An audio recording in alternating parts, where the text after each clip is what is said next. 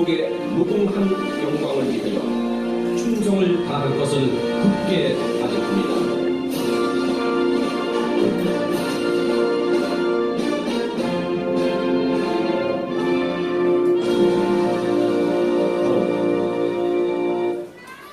회관 내에는 사실상의 합참이 어려운 관계로 애국가는 우리 마음속에 담기로 하겠습니다.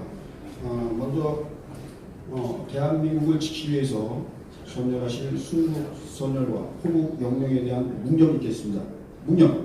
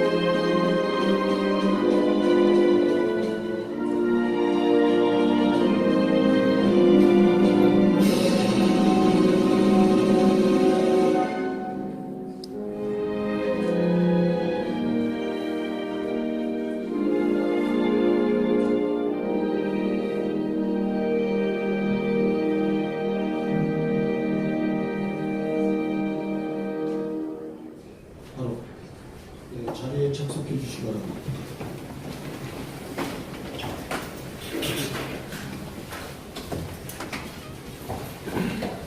네, 먼저 우리 행사에 사회를 맡게 된 대한민국 애국수찰팀의 황경우 단장입니다. 인사드리겠습니다.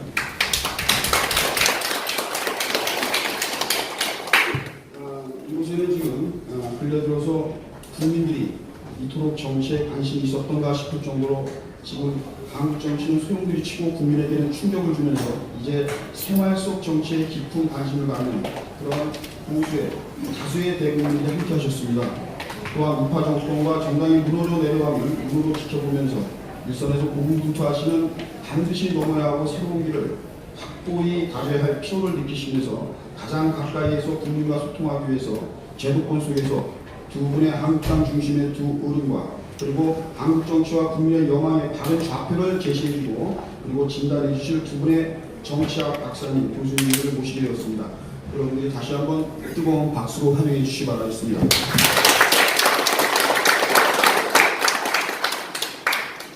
네, 지금 참석해 주신 네 분, 두 분의 국회의원님과 또 패널로 참석해 주신 두 분의 교수님, 박사님에 대해서 잠시 제가 안내 말씀을 드리겠습니다.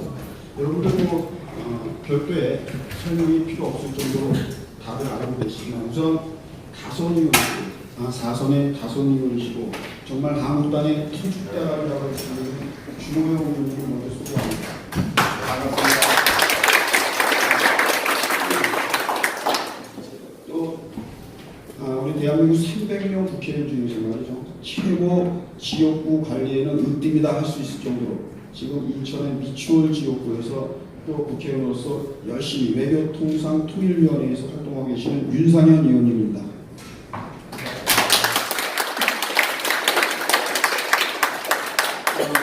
지금 요즘에 말이죠. 왕성한 집필 활동도 하고 계시고 한국 자유민주주의와 그 적들이라는 책을 내셔서 또 최근에 집필에 대한 활동도 하시고 계시는 정치학 박사이신 조송환 교수님입니다. 끝으로 나라정책연구원장이시고 정치 외교학 박사님이십니다. 오늘도 굉장히 날카로운 말씀이 많이 나오실 겁니다.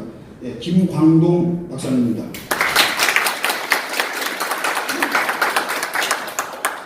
네, 지금 이제 참석해 주신 분들이 있는데 이 자리를 먼저 맡아주신 윤상현 의원님을 모시고 저희가 모두 발언을 하겠습니다. 이사님.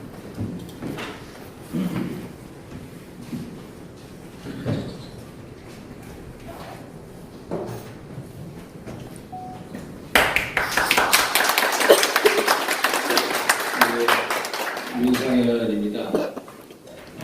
대한민국 살리기 국민 토론에 참석해 주신 모든 분들께 감사의 말씀을 올립니다. 오늘 평소에 좋아하는 주호영 선배님, 또 조성환 교수님, 김광동 박사님, 또 우리 사회를 맡고 있는 에어소사이티의 환경부 팀장님, 또 신혜한수 신혜지 대표님, 감사의 말씀을 드립니다. 아시다시피 대한민국의 근간이 급속도로 무너지고 있습니다. 돌이켜보면은 과거 박근혜 정부의 성공이 대한민국의 성공이고, 또 개인적으로 신의를 중시한 성격 탕에 탓으로 참 맹목적인 충성을 하기도 했습니다만, 우리는 대한민국이라는 큰 가치를 보지 못하고 대한민국을 좌파 정권에 혼납하는 큰 잘못을 저질렀습니다. 우리 모두 역사의 죄인입니다. 지금 밖으로는 거대한 쓰나미가 몰려오고 있는데 아직도 우리 내부적으로 그 무서운 현실을 자각하지 못하는 그것이 너무나도 안타깝습니다. 그런 안타까운 마음과 속고되지 않는 심정으로 오늘의 토론회를 마련했습니다. 자유민주주의를 수호하고 대한민국을 바로 살리기 위해서는 우리가 단일 대우를 구축해서 문재인 정부와 맞서 대항해야 합니다. 오늘의 작은 목소리가 큰 울림이 되도록 저도 열심히 노력하겠습니다. 감사합니다.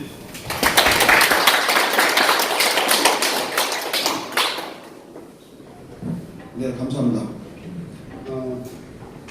지금 이제 진행상 여러분들 의원님 두 분이 배석을 해주셨고, 좀 전에 말씀하신 대로 우리의 지난날의 아쉬움에 대해서 윤상현님의 모두 발언이 있었습니다. 사실상 이 자리는 말이죠. 지금 대한민국이 상권 분립이 무너지고 지금 사법부가 존재하지 않는다라고 생각하는 국민들이 다수인데, 사실 여기에 참석하신 주호영 의원님 아주 대표 같은 판사님 출신이십니다.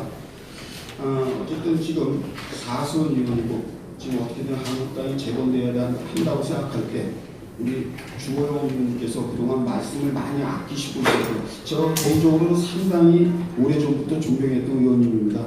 그럼에도 지금 별달리 크게 침묵, 무건이라 할까요? 그렇게 일정을 계속 소화하고 계셨는데, 오늘 이 자리를 빌어서 이 방송을 통해서 전국의 국민들이 함께하고 있는데 주호영 의원님의 말이죠. 우리 국민들에게 좀 하시고 싶은 얘기가 분명히 있을 것인데 의원님의 말씀을 먼저 듣기로 하겠습니다. 주호영 의원님의 말씀을 간단하게 한번.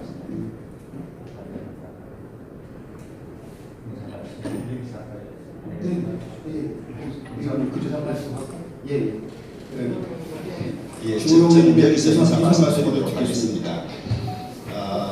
윤상현 의원님과는 인간적으로는 참 친하게 호용호재하면서 지냈습니다만, 그간 당내에서 정치적 포지션은 조금 달랐습니다.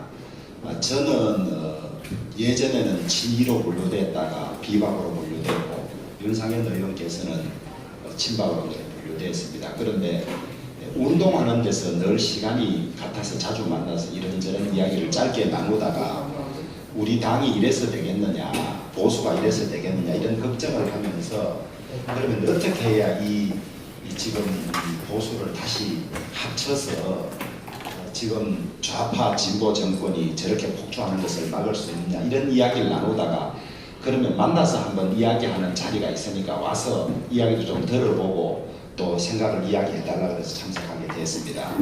그런데 언론에서는 두 사람이 전에부터 같이 이런 걸 했냐라고 관심을 가지는 분들도 많은데, 우리가 같은 당 안에서 오래 정치 생활을 하면서 어떤 이야기든지 만나서 할 수 있고 해내야 되는 그런 거기 때문에 못 올 이유가 전혀 없다. 나도 들어보고 할 이야기를 하겠다. 그래서 오늘 참석하게 되었습니다. 저는 대략 10분에서 15분 정도 이야기 좀 해달라 그래서 나름대로 준비를 해왔습니다만, 인사는 이 정도로 드리고 제가 이야기할 기회가 됐을 때 말씀드리도록 그렇게 하겠습니다. 오늘 많이 참석해 주셔서 감사드리고, 이런 소중한 자리를 만들어 주신 분들께 수고하셨다는 말씀을 드립니다. 고맙습니다. 시민들을 대표해서 주요 의원님께 저도 함께 감사의 말씀을 전해드립니다. 지금 해석해 주시죠. 예. 윤상현 의원님 또 인사 말씀을 들어보고 다음 질문을 하겠습니다. 아니, 인사 말씀은 아까 한 걸로 가름하겠습니다. 정말로 대한민국의 체제가 붕괴되는 현 시점에서 우리가 무엇을 해야 할 것인가 그런 주제로 오늘 토론을 마련했습니다만은 저는 근본적으로 반문재인, 반문 대연대를 해야 한다는 생각을 가지고 있습니다. 현 정부의 핵심 동력이 무엇인가 한번 보십시오. 남북한 합작입니다. 정치의 무능, 안보의 파탄, 정치 독재 출발점, 결국은 남북합작이라는 그 근간에 기초하고 있다. 그래서 이를 제대로 제어하지 못하면은 좌파의 장기 집권 설마가 아니라 현실이 될 것이다 라고 생각하고 있습니다. 그럼 이것을 막을 힘이 있는가? 우리 진영에 정말로 이에 대항할 힘이 있는가? 없습니다. 지난 9년 반 동안 우리는 제대로 된 인재를 키우지 못했습니다. 제대로 된 진지를 구축하지 못했습니다. 그러면 정말로 아무 대항 기반이 없는가?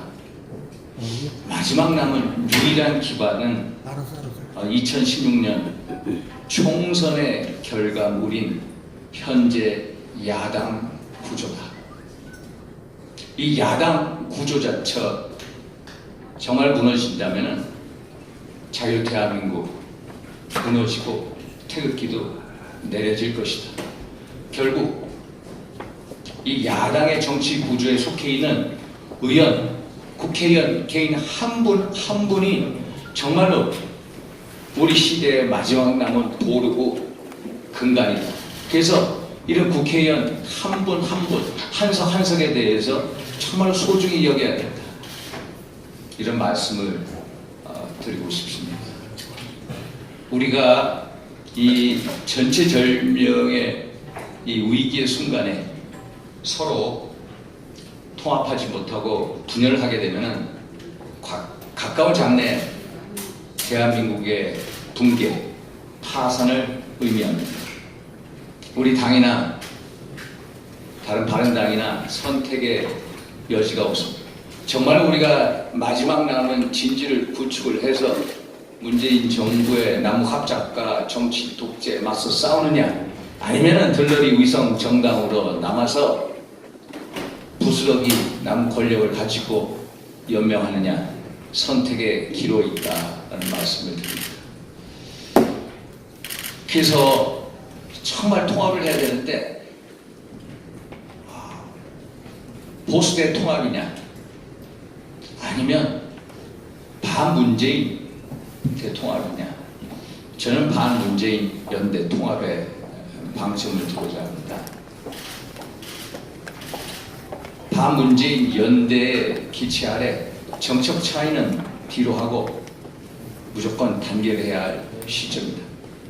대한민국 붕괴의 전조를 목도하는 지금 정책 차이 운운하는 것은 어떻게 보면 사치스러운 오판이다 라는 생각을 합니다. 보수대 통합이냐 반문 통합이냐, 우리가 보수대 통합을 하려면 한국당이 중추적인 역할을 할 수밖에 없습니다. 우리가 보수대 통합을 하고자 할 때, 야, 니들은 낡고 실패한 보수야 라는 비판을 어떻게 견디겠습니까? 또 중도의 문제를 어떻게 하겠습니까? 결국은 반문재인 연대다. 자유 대한민국 가치 하에 빅 텐트를 구성하는 게 맞지 않나 이런 생각을 해봅니다. 자유한국당에서 자꾸 친박 비박 거론한 것은 정말로 국민도 아무도 관심 없는 무의미한 당내 멱살잡이일 뿐입니다. 국민들은 야 니들이 모자라서 니들이 아직도 정신 못 차리고 있느냐. 딱 비난받기 좋은 그림이고 정말로 현 집권 세력의 학수고대하는 장면입니다. 박근혜 정치, 친박, 비박의 경계, 또 박근혜 대통령과 연계되는 정치 이력은 그분이 영화의 몸이 되고 현 혁명 정권이 탄생되면서 이미 끝났습니다. 혁명의 물덩어리가 세상을 뒤덮이고 있는데 아직도 그 잿더미 속에서 네가 옳았니 내가 옳았니 다투는 것이야말로 아직도 제대로 된 현실을 못 보고 있다. 지금은 그럴 때가 아니다 라는 말씀을 드립니다. 정말로 시간이 얼마 남지 않았습니다. 선거 1년 반이라 하는데 1년 안으로 우리가 단일 대우를 구축해야 된다. 다음 문제인 단일 대우에 맞서서 우리가 구축을 해서 저 집권 세력하고 당당하게 대항해야 한다. 어떻게 보면은 21대 총선거 잘못하다가는 우리가 헌법 1조이나 대한민국 민주공화국이다라는 그 구절이 사라질지 모릅니다. 정말로 절체절명의 위기의 순간입니다. 반문재인 연대하에 단일 대우를 구축해서 자유민주주의를 수호하고 대한민국을 바로 세워야 합니다. 이상 감사합니다.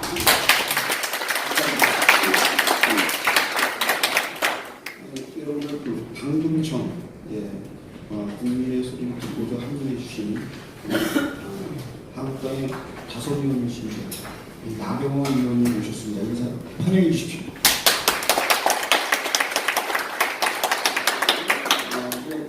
또 제도권에 의원님 두 분과 또 나경원 의원님께 참석을 함께 해주셨는데 저희가 함께 짧게라도 인사 말씀을 드려야 될 것 같습니다.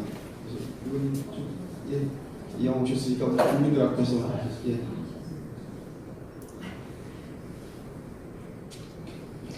네, 안녕하십니까. 반갑습니다. 나경원입니다. 고맙습니다. 저는 사실 이제 오늘 윤상현 의원님께서 주최하신 토론회라서 제가 참석자로 잠시 말씀을 드리려고 왔는데요. 저에게 이렇게 말씀을 드릴 기회를 주셔서 감사합니다. 윤상현 의원님께서 정말 좋은 말씀을 하셨는데요. 지금 대한민국이 저는 통째로 정말 넘어가고 있는 것 아닌가 하는 생각을 합니다. 어제 그제 아마 기사를 보셨을 겁니다. 북한 김정은을 찬양하는 집회가 버젓이 대한민국 한복판에서 벌어지고 있습니다. 저는 어제 페이스북에 글을 올렸습니다. 남북 대화와 북한 김정은을 찬양하는 것은 다른 일이다. 그러나 문재인 정권은 여기에 대해서 어떠한 수사를 하라든지 이런 거 하나도 없는 거 잘 아실 겁니다. 그것뿐만 아닙니다. 지금 대한민국의 모든 권력이 한마디로 좌파에게 넘어가고 있습니다. 아시다시피 언론 방송이 장악된 것은 오래전이고요. 저는 하나 남은 사법부 장악까지도 시도하고 있다. 지금 특별재판부 저는 말도 안 되는 위헌이라고 생각을 하고요. 또 이제 이러한 모든 권력을 장악하는 것과 동시에 지금 경제에 있어서는 한마디로 반시장, 시장 경제를 부인하는 위헌적인 제도를 계속해서 이야기하고 있습니다. 이제 오로지 남은 것은 입법부에 저희가 다수당도 아닌 자유한국당과 소수의 보수 세력이 있을 뿐입니다. 저는 여러분들 입법부 내에서 정말 반문연대를 제대로 만들어서 이 대한민국이 자유민주주의와 시장경제를 지킬 수 있는 대한민국이 될 수 있도록 만들어 가야 된다고 생각을 합니다. 많은 말씀들 하시고 여러 가지 논란이 있지만 또 무엇보다도 저는 박근혜 대통령께서 이렇게 정말 한평생을 감옥에 가실 정도의 그런 잘못을 하셨느냐. 지금 형사재판이 진행 중이지만 거기에 대해서 공감하는 국민들은 정말 없을 거라고 생각을 합니다. 그래서 우리가 지금 방문연대를 해서 하나하나 지켜가야 될 가치, 잘못된 제도를 바로잡아야 될 부분이 너무 많습니다. 그러나 저는 오늘도 저희 당내에 싸움하는 기사가 나는 것을 보면서 매우 안타까웠습니다. 지금 저희 아군끼리, 소위 총을 아군끼리 겨눌 때가 아니다. 모두 일치 단결해서 정말 무너지는 대한민국을 지킬 수 있는 그런 힘을 만들어야 된다고 생각을 하고요. 오늘 그런 의미에서 윤상현 의원님께서 아주 좋은 토론회를 해주셔서 감사드리고, 또 우리 윤상현 의원님과 함께 주호영 의원님께서 또 같이 해주셔서 더 의미가 있는 토론회가 아닌가 이렇게 생각을 합니다. 저는 축하드리러 온 거라서 끝까지 못하더라도 조금 양해해 주시고요. 국회 회의가 있어서요. 그래서 우리 모든 국민들의 마음이 하나로 모아져서 우리 대한민국을 같이 지켜가는데 두 분 의원님과 함께 뜻을 같이 하겠다는 말씀 드리겠습니다. 고맙습니다.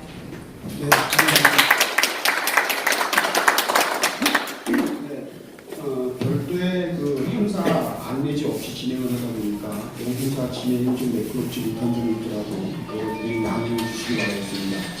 다음은 그 패널로 참석해 주신 그 두 분의 교수님, 박사님이 계시는데요. 그 중에 먼저 조성환 교수님의 말씀을 들어보겠습니다.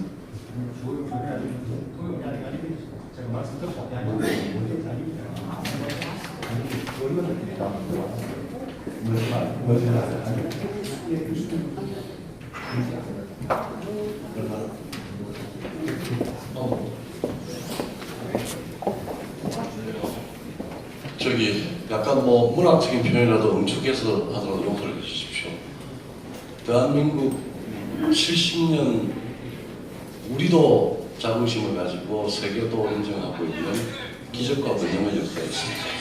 그거는 우리가 48년 8월 15일 나라가 국가가 공화국으로 태어날 때 자유의 나침판을 가지고 지금까지 항해를 해왔습니다. 근데 탄핵 사태부터 지금까지 대한민국의 자유의 나침판은 부서져 있습니다.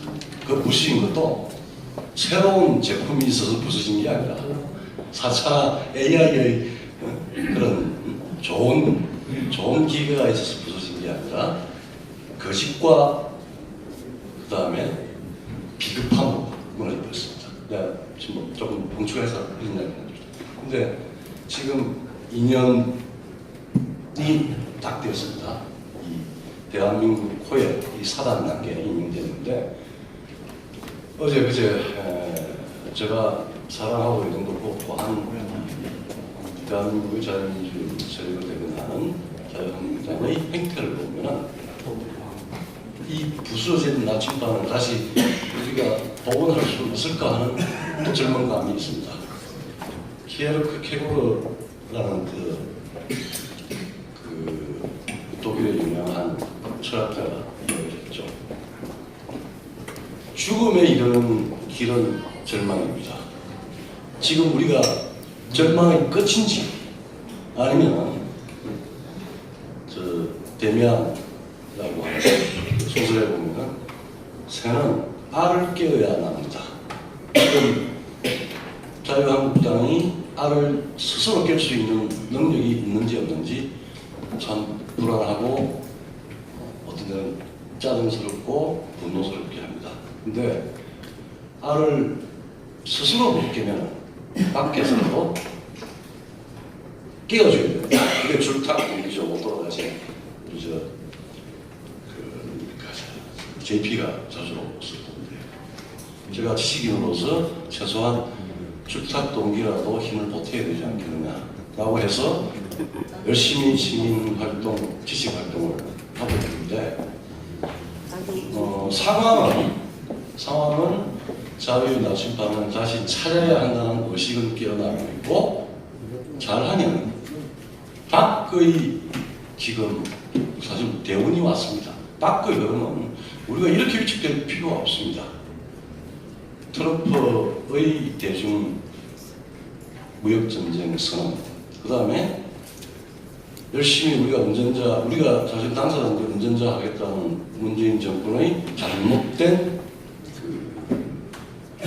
노선, 그 그것 때문에 한반도의 문명이 박근혜 힘에 의해서 엄청나게 요동치고 결국 야만이 아니라 독재가 아니라 문명과 인권과 번영의 세계를 다시 찾을 수 있는, 그래서 우리 윤상현 의원이 쓰나미는 쓰나미인데 충분히 우리가 서핑을 할 수 있는 그런 쓰나미가 오고 있다라고 하는 확신을 가져야 되는데, 의외로 우리 힙합을 우리 대한민국의 자유대한민국 수호의 마지막 보루인 한국당 112명, 뭐 합해서 야당, 보수 우파 야당 몇 명이 그걸 이해하지 못하는 것 같아요.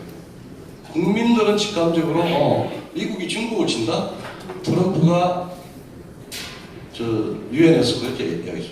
이제는 주권 존중해야 된다. 아무 때나 먼 바다에 가서 이거 우리 땅이야 하고 비행장 짓는 거 이거 용서 못하겠다. 그리고 세상은 이제는 법에 의해서 지배를 해야 되는데 10년 자기 집권을 독재로 눌러서 영구 집권을 하겠다는 시진핑 그 스탈린으로 가는 겁니다. 디지털 토탈리타리안즘입니다. 스탈린보다도 100배 더 할 수 있는 위험한 상황입니다. 이거 안 되겠다. 그리고 경제적으로 미국 시장에 품어서 안아줬는데 가슴에 안겨서 빚을 꽂고 기술 다 가져가고 안 되겠다. 그리고 미국은 거기에 대해서 주권과 공정무역과 그 다음에 마지막에는 자유를 요구해요. 그게 지금 이 정부와 김정은 참 짝짝이 잘 맞아서 우리 대한민국의 뭐 일반 사람들의 환상을 부추기고 있는 이런 정권이 과연 설탕이 있는가? 나는 혹 우리 야당이 힘이 없어서 혹은 경상도 말고 뒤숭해서 이리저리 그냥 헤매고 있으면서 고생하다가 나는 절대 망하지는 않으려고 봐요. 박근혜 힘에 의해서라도 대한민국은 절대 안 망합니다. 우리가 지금 70년 동안 만들어놓은 자유, 그 다음에 인권, 문명, 이거 일시적으로는 위축될 수 있어도 결국 승리할 수 있는 보편적인 가치입니다. 문제는 이거를 수호하고 다시 부활하도록 이끌어줄 수 있는 주체가 지금 이렇게 헤매고 있는데, 윤 의원 오늘 기치는 좋습니다. 반문연대. 오케이, 좋습니다. 반문. 이거는 철저히 반문해야 되는 이유가 차고도 넘칩니다. 탄핵 이상의 요소가 있습니다. 그 다음에 두 번째, 연대해야 됩니다. 근데 어떤 조건으로 연대할 것인가? 연대 출발이 뭐냐? 우리가 부활을 하려고 하면 부활의 좌표는 뭐고, 부활의 불씨는 뭐고, 그 다음에 부활의 행동 원칙은 뭐냐? 이거 정해졌는데, 이거 지금부터 고민하는데, 제가 아무래도 정치학을 평생 공부를 하니까, 첫째, 역사는 그냥 딱 정해진 대로 가지 않습니다. 이해찬 더불어민주당인지 더불어공산당인지 요새 시중에서 그런 이야기가 나오지만은, 독재는 혹은 대세를 거르는 그 요소는 자기들이 망상입니다. 지금 아무리 대한민국의 우파, 대한민국의 일반 시민들, 자유민주주의, 자유 속에 자유라는 공기를 아직까지 들이키고 있는 사람들이 언론을 장악을 하고 사법부를 정치화시키고 입법부를 그냥 가설무대로 만들고 이렇게 하면은 천년만년 정권을 잡을 수 있을 거라고 생각하는데, 그 자체가 단임으로 끝나고 그 전에도 끝날 수 있다라고 하는 교만과 오만의 표시니까 여러분들 생각해 보십시오. 자, 불씨는 어떻게 하면, 지금 어제 조선일보 그 다음에 김무성 의원 이야기를 하는 참 한심스럽게 짝이 없습니다. 지난 2년 전 이때부터 생긴 대한민국 정치의 사단, 우리 소시탄탄 대한민국의 자유민주 체제를 7년 동안 참 갖고 땀과 피로 만들어진 이 제도를 들어붙겠다는 전복 세력한테 빌미를 준 것은 우파 정치권 그 당시에 새누리당이 없고, 그 다음에 조선일보고 중앙일보, 동아일보, 제로권 올리면서 거짓과 선동을 국민들한테 일반화시켰지 않습니까? 그게 프랑스 혁명을 촛불혁명 정부라고 이야기를 하는데 그게 혁명이었습니까? 19대 대통령 선수를 한 문재인 대통령. 첫째, 대한민국 1948년 7월 17일 재헌법에 의해서 50선거, 즉 주권이 나라님이 아니라 국민들한테 있다라고 하는 50선거가 여러분들이 나라의 주인이라는 걸 법적으로 확인하고 그 나라님이 아닌 주인이 만드는 법률 헌법 체계에 따라서 8월 15일 대한민국이 탄생을 했습니다.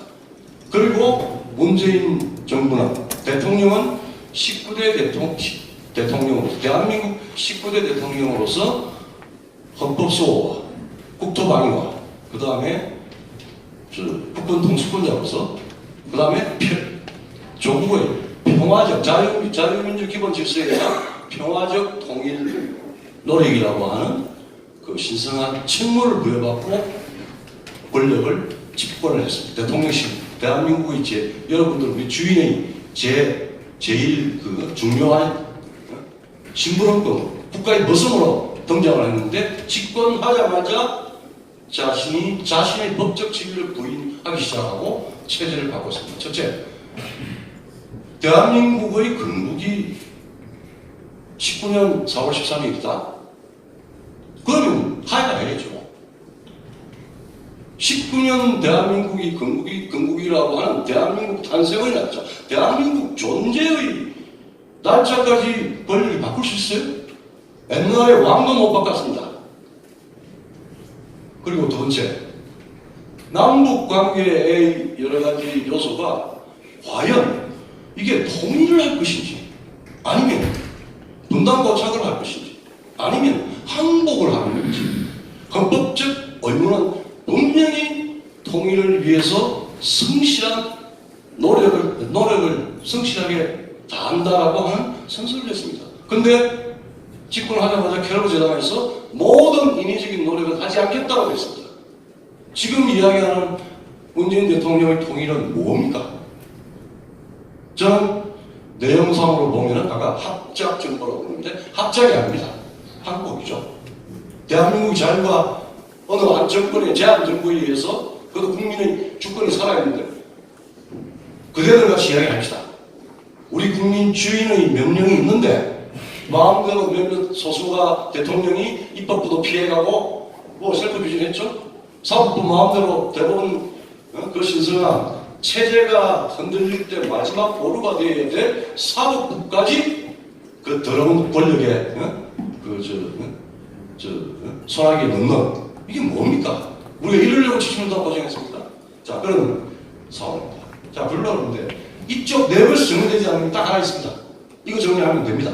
그때부터 시작입니다. 박근혜 대통령을 둘러싼 2년 전의 이 정치적인 난동. 여러분, 세월호 7시간? 박근혜와 라스푸틴? 최태민의 악령? 다 그런 걸로 다니는 거 아닙니까?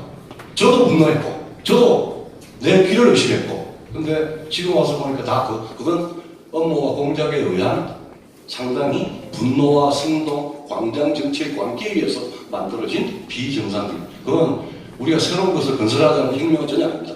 파괴입니다. 파괴적 혁명의 와중에서 각자 역사의 피해자가 됐습니다. 아마 문재인 대통령까지도 정상적으로 자유대한민국을 기반으로 해서 집권해서 정상적인 통치를 하지 못하게 한 자기 일종의 마약 같은 촛불 정신입니다. 촛불 혁명? 아닙니다. 우리가 표를 줘서 당선됐잖아요. 혁명? 얼마 전에 제가 공부했던 프랑스 혁명 그 콩코드 광장, 화합의 광장에 혁명을 하고 난 뒤에 이 기요틴 단두대에서 몇 명이 죽은지 압니까? 그 기요틴을 만든 사람이 또 죽어나갔습니다. 단 2년도 안 됐어. 16,000명의 피가 흘러들었던 곳입니다. 거기서 대통령이라고 하는 분이 고등학교 역사 교수님이면 충분히 프랑스 혁명의 명과 암을 아는 분이 16,000명을 죽인 프랑스 혁명과 촛불 혁명 정부를 덩치를 시킨다? 16,000명을 죽이겠다는 이야기가 아니면 16,000명이 죽었던 피의 축제는 생각도 못하고 그냥 프랑스 혁명이 했으니까 혁명이라고 하는 어느 가지는 그게 자기가 도착했는지 모르겠지만 정중하게 대통령한테 뜨다한 젊은 마크롱 대통령한테 정말 아주 고급지게 아주 짓밟혔지 않습니까? 국제 제재, 대북 제재를 풀어달라고 그러니까 참 프랑스답대요. 우리 데카르트적인 프랑스는 한없이 의심하고 검증하고 난 뒤에 결심하고 생각한다. 나는 생각한다고 존재한다는 것은 의심과 회의와 검증을 거친 결과물로서 내 목숨을 내놔도 아깝지 않은 내 확신을 갖는 거예요.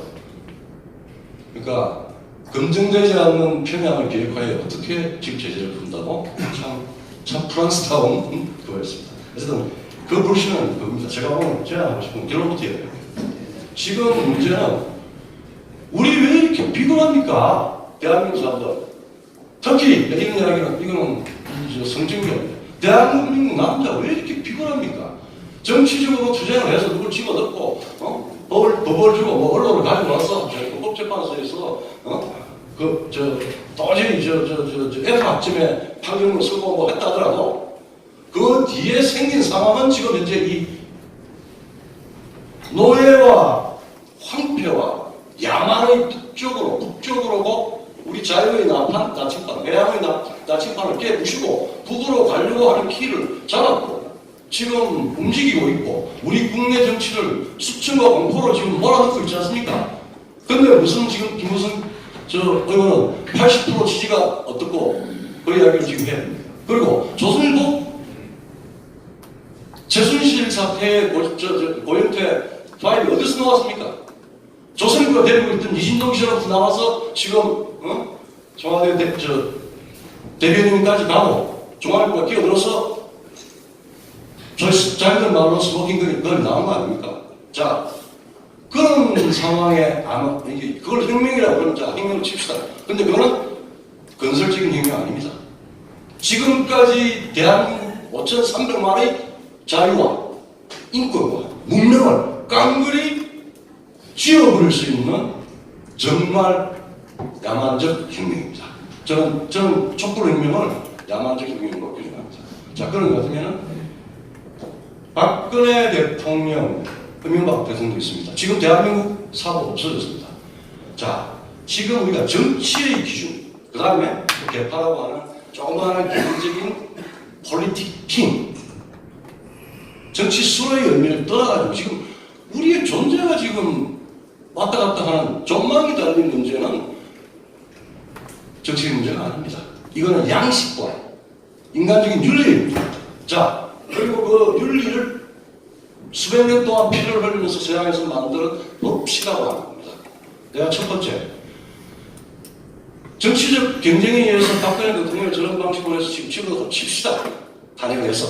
근데 지금 현재 최소한 반문을 하려고 하면 그때 단행을 찬성을 했던 반대를 했던 공정하게 인권적인 차원에서 지금 그 당시에 박정희 대통령이 대통령을 했다고 하는 공인이기 때문에 프랑스의 콩코드 광장에서 테르미널도 단두대에 지금 들어가 있는 거 아니에요? 누르면 떨어집니다. 그걸 20몇 년 은거를 해서 재판한 게 공정했습니까? 첫째, 적각습방하도록 모든 반문 세력들은 최소한 습방하라고 요구를 해야 됩니다. 그거는 정확한 재판 아닙니다. 국제형사재판소에 제소하든지 더 재판한다던데. 두 번째, 재판을 구금된 상태가 아니라 대한민국 국민이면 누구나 우리 헌법 기본권에 보장된 권리대로 해서 공정한 재판, 지금은 공개 재판 아닙니다. 재판이 하도 불공정하니까 재판을 지금 대응을 못하고 있는 거예요. 아무리 지금 이제 1차, 2차 끝나고 대법원만 남았다 하더라도 불공 상태를 펴서 공정 재판에 대한 공론은 일어나야 됩니다. 그 공론을 야당이 해야 돼요. 탄핵을 가해자고 피해자입니다. 근데 가해자였다 그러면 최소한 공정재판. 그건 대한민국의 박근혜라고 하는 개인을 이야기하는 게 아니라 대한민국 자유민주 대한민국의 법치가 통하고 헌법의 입헌이 통하는 대한민국의 대통령직이 앞으로도 이렇게 할 겁니까? 공정재판을 해야 됩니다. 그 다음에 세 번째로 지금 가짜뉴스 이야기합니다. 여러분들 소련의 전체주의가 어떻게 했습니까?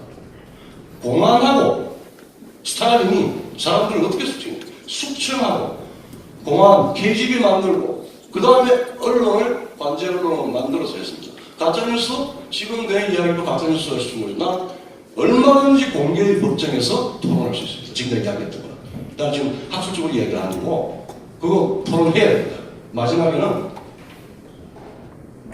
최소한 지금까지 2년 동안 우리 대한민국 모든 국민들의 그 좋은 심성을 황폐하게 만들어. 마치 자기가 남의 비난을 지적하면 남의 비난에 지적하고 그 군중에 촛불이라고 하는 군중에 들어가 있으면 자기가 마치 선서가 돼요. 거꾸로 거기에 그걸 보면서 자기가 느끼지도 말아야 되는데 도저히 감당할 수 없는 죄의식을 느껴야 돼요. 이게 정상입니까? 이게 파나티즘입니다. 지금 대한민국은 광란의 시점을 살고 있습니다. 그거 최소한 얼토당토 않는 인격살인은 누가 했던 것 간에 책임을 묻든지 아니면 당사자는 사과하고 그거는 조선일보 지금 대한민국의 중요한 여러분들의 생각을 매일매일 좌우하는 대한민국의 제도권 언론 왜 반성하지 않고 어제 나도 하는 문홍설 주관이 다 듣고 뭉쳐라 이게 아닙니다. 다 덮을 수는 있어요. 그때 내가 탄핵을 찬성을 했는데 말아야 되는 대한 개인적인 책임이 아니라 그 시대에서 최소한 이 정도의 예의와 인권과 문명을 가지고 이야기를 하십시오. 그리고 결의안을 채택하십시오. 그리고 행동하십시오. 그러면 보수 지금 지난번에 문재인 세력한테 지금 42% 그 안에서 최소한 15% 다 이쪽으로 옵니다. 다시 60 내지 70%가 자유 대한민국의 건전하고 발전적인 국민이고 안전되고 합리적이고 문명적인 세계로 돌아옵니다. 그리고 밖은 평양은 지금 죽기 아니 살기로 우리를 괴롭혀야 될 형편에 생겼습니다. 왜? 뒤를 봐가지고 핵 무장 여러분들 중국이 시진핑이 미국이 왜 중국을 그렇게 낮은 가격으로 중국을 잘 지내다가 왜 그랬겠어요? 첫째, 중국은 시진핑을 잘못 만났습니다. 첫째, 좀 길도 바로 할게요. 잘못 만나서 북한 핵이 6번 있었습니다. 그 중에 세 번째가 박근혜 대통령 취임 13일 전에 했는데 그때부터 성공하기 시작해서 4번은 완벽한 성공을 4번 했습니다. 그 다음에 34회인가 34회의 그 미사일 실험이 있었는데 25회가 시진핑 시기에 실험을 했고 아주 그냥 날개 돋친 듯 하늘을 올라갔다가 미국 동부까지 갈 수 있는, 미국 서부까지 갈 수 있는, 동부까지 올 수 있는, 로스앤젤레스 LA까지 갈 수 있고 하는 걸 만들었습니다.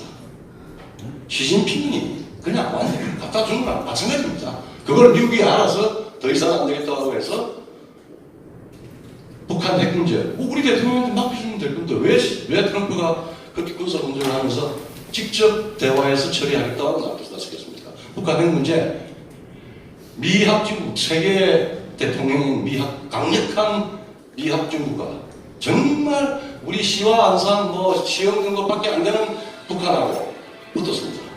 둘 다 이거 그냥 그 전까지 북핵 비핵화에서는 차관급의 회의였습니다. 미합중국 대통령이 붙었습니다. 중앙선거에서 선방했어요. 그 다음 미국은 더 이상 주권, 공정무역, 자유 이거를 침범하는 걸 용서 못하겠다고 했습니다. 중국이 그랬습니다. 중국을 제어하면은 통일하면 갈 데가 어디 있습니까? 우리 문재인 대통령밖에 없습니다.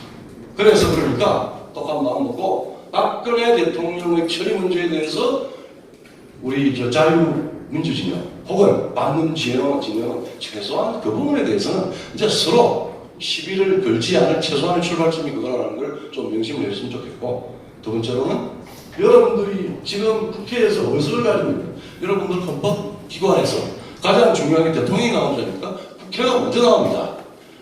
대통령은 국민의 심부름꾼이요, 입법자의 임무를 수행하는 자입니다. 근데 왜 이렇게 대통령 독재를 해야 됩니까? 혁명자파 독재를 해야 되는 걸 아무도 이야기 못합니까? 언론이 있죠? 군사를 가졌죠? 사법을 가졌죠? 사법에 침공해서는 안 되는데 그런 부분입니다. 우리 그냥 고등학교 사회시간으로 돌아갑시다.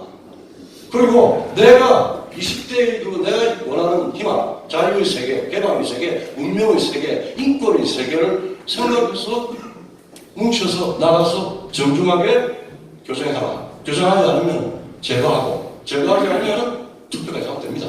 그러니까 저런 자기 스스로도 도취해 있는 혁명, 파괴적 혁명에 도취되어 있는 정권의 무대는 저건 어립고 안 됩니다.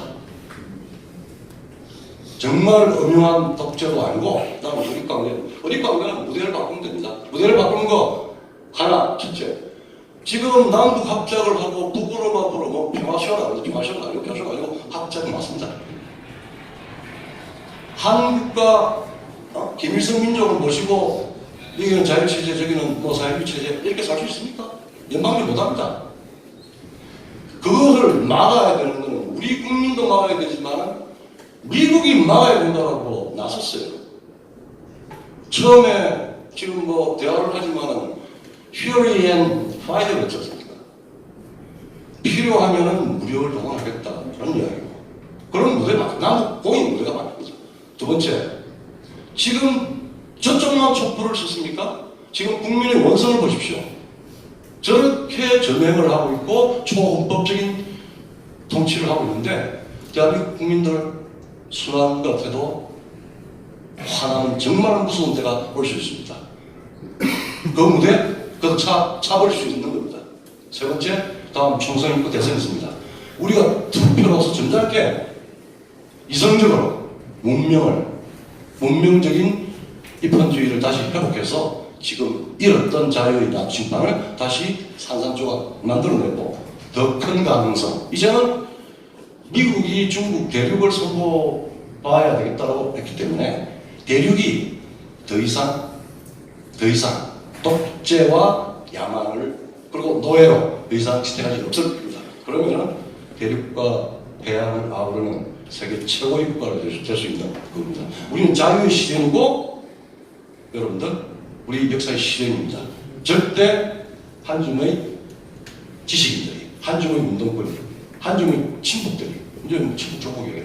절대 이 나라 못 보십니다. 우리 같이 힘내시다.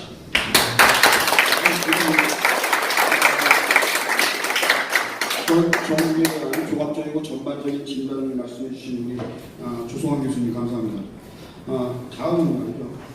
진행을 하기 전에 미리 말씀을 드린다. 지금 분위기가 굉장히 뜨겁고 진지합니다. 그래서 여러분들이 소지하고 계신 휴대폰을 소리를 좀 제한해 주시면 하는 당부의 말씀을 드립니다. 다음은 귀한 시간을 허락해 주시고요. 정말 여러분들의 소리를 듣고자 해서 한국당의 정말 대쪽 국회의원님이시죠. 다시 한번 모셔서 주호영 의원님의 말씀을 들어보겠습니다. 우리 윤상현 의원님이나 조성환 교수님이 하신 말씀에 거의 다 동의합니다. 지금 이 좌파 정부가 국가 정체성을 흐트려가면서 헌법의 가치나 이념을 흐트려가면서 여러 가지 사회주의적인 정책을 펴고, 그래서 우리나라가 대개 풍전등화 위기에 놓여 있다는 진단에는 모두 동의를 합니다. 저는 반복하지 않고 방법론을 중심으로 말씀을 드려보겠습니다. 우선 말씀하셨지만은 대통령의 독재를 저지할 수 있는 방법은 두 가지가 있습니다. 국회를 통한 방법이 있고 국민 여론을 통한 방법이 있고 두 가지가 있습니다.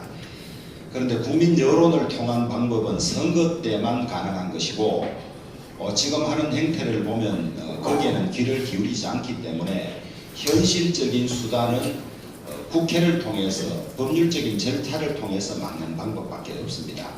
그런 점에서 대북 문제라든지 그 다음에 탈원전, 최저임금 이런 것들을 야당이 제대로 제지하지 못한 데 대해서 많은 자괴감을 느끼고 좀 더 치밀하게 방법을 찾고 노력해야 하지 않을까 그런 생각을 합니다. 우선 112석을 가지고 있습니다만 저희 자유한국당이 내부적으로는 심한 분열과 갈등을 아직도 앓고 있습니다. 그래서 국회에서 야당의 힘을 극대화하는 방법, 그 다음에 국민의 지지를 얻는 방법, 이 두 가지로 나누어서 말씀을 드릴까 합니다. 인정하고 싶지는 않지만은 저희 자유한국당은 오래전부터 사실은 계파 갈등이 심각했습니다. 지금도 그 상처가 치유되지 않고 있고 또 원내대표 선거와 전당대회를 앞두고도 그런 갈등이 재현될 조짐이 잠복되어 있는 그런 상태입니다.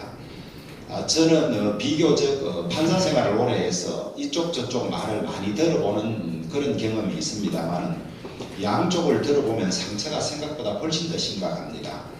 오늘 이 자리에서도 일부 언급이 있었습니다만 탄핵을 하고 바른정당으로 갔다 왔던 사람들에 대해서 남아있는 분들의 어떤 분노 이런 것들도 생각보다 크고 그 다음에 다시 또 딴 쪽의 이야기를 들어보면 탄핵이라는 정국이 올 때까지 전국을 이끌었던 친박이나 진박에 대한 원망이나 분노도 엄청납니다. 서로가 자신들의 잘못이나 책임은 인정하고 싶지 않고 상대에 대한 분노만 가지고 있는 그런 상태입니다. 그래서 이것들이 어떤 과정을 통해서 해소되지 않으면 말로는 통합이라 그리고 단합이라 그래도 그것은 힘을 내지 못하는 그 모양만의 단합이나 이런 것밖에 되지 않을 것 같습니다. 그래서 이것을 다 털어놓고 정말 끝장 토론까지 해서라도 잘잘못을 밝히고 넘어가야 하느냐, 그러면 정리가 되느냐, 아니면 그것이 도로 더 덧나게 하느냐, 이런 점에 대해서는 저도 자신이 없습니다만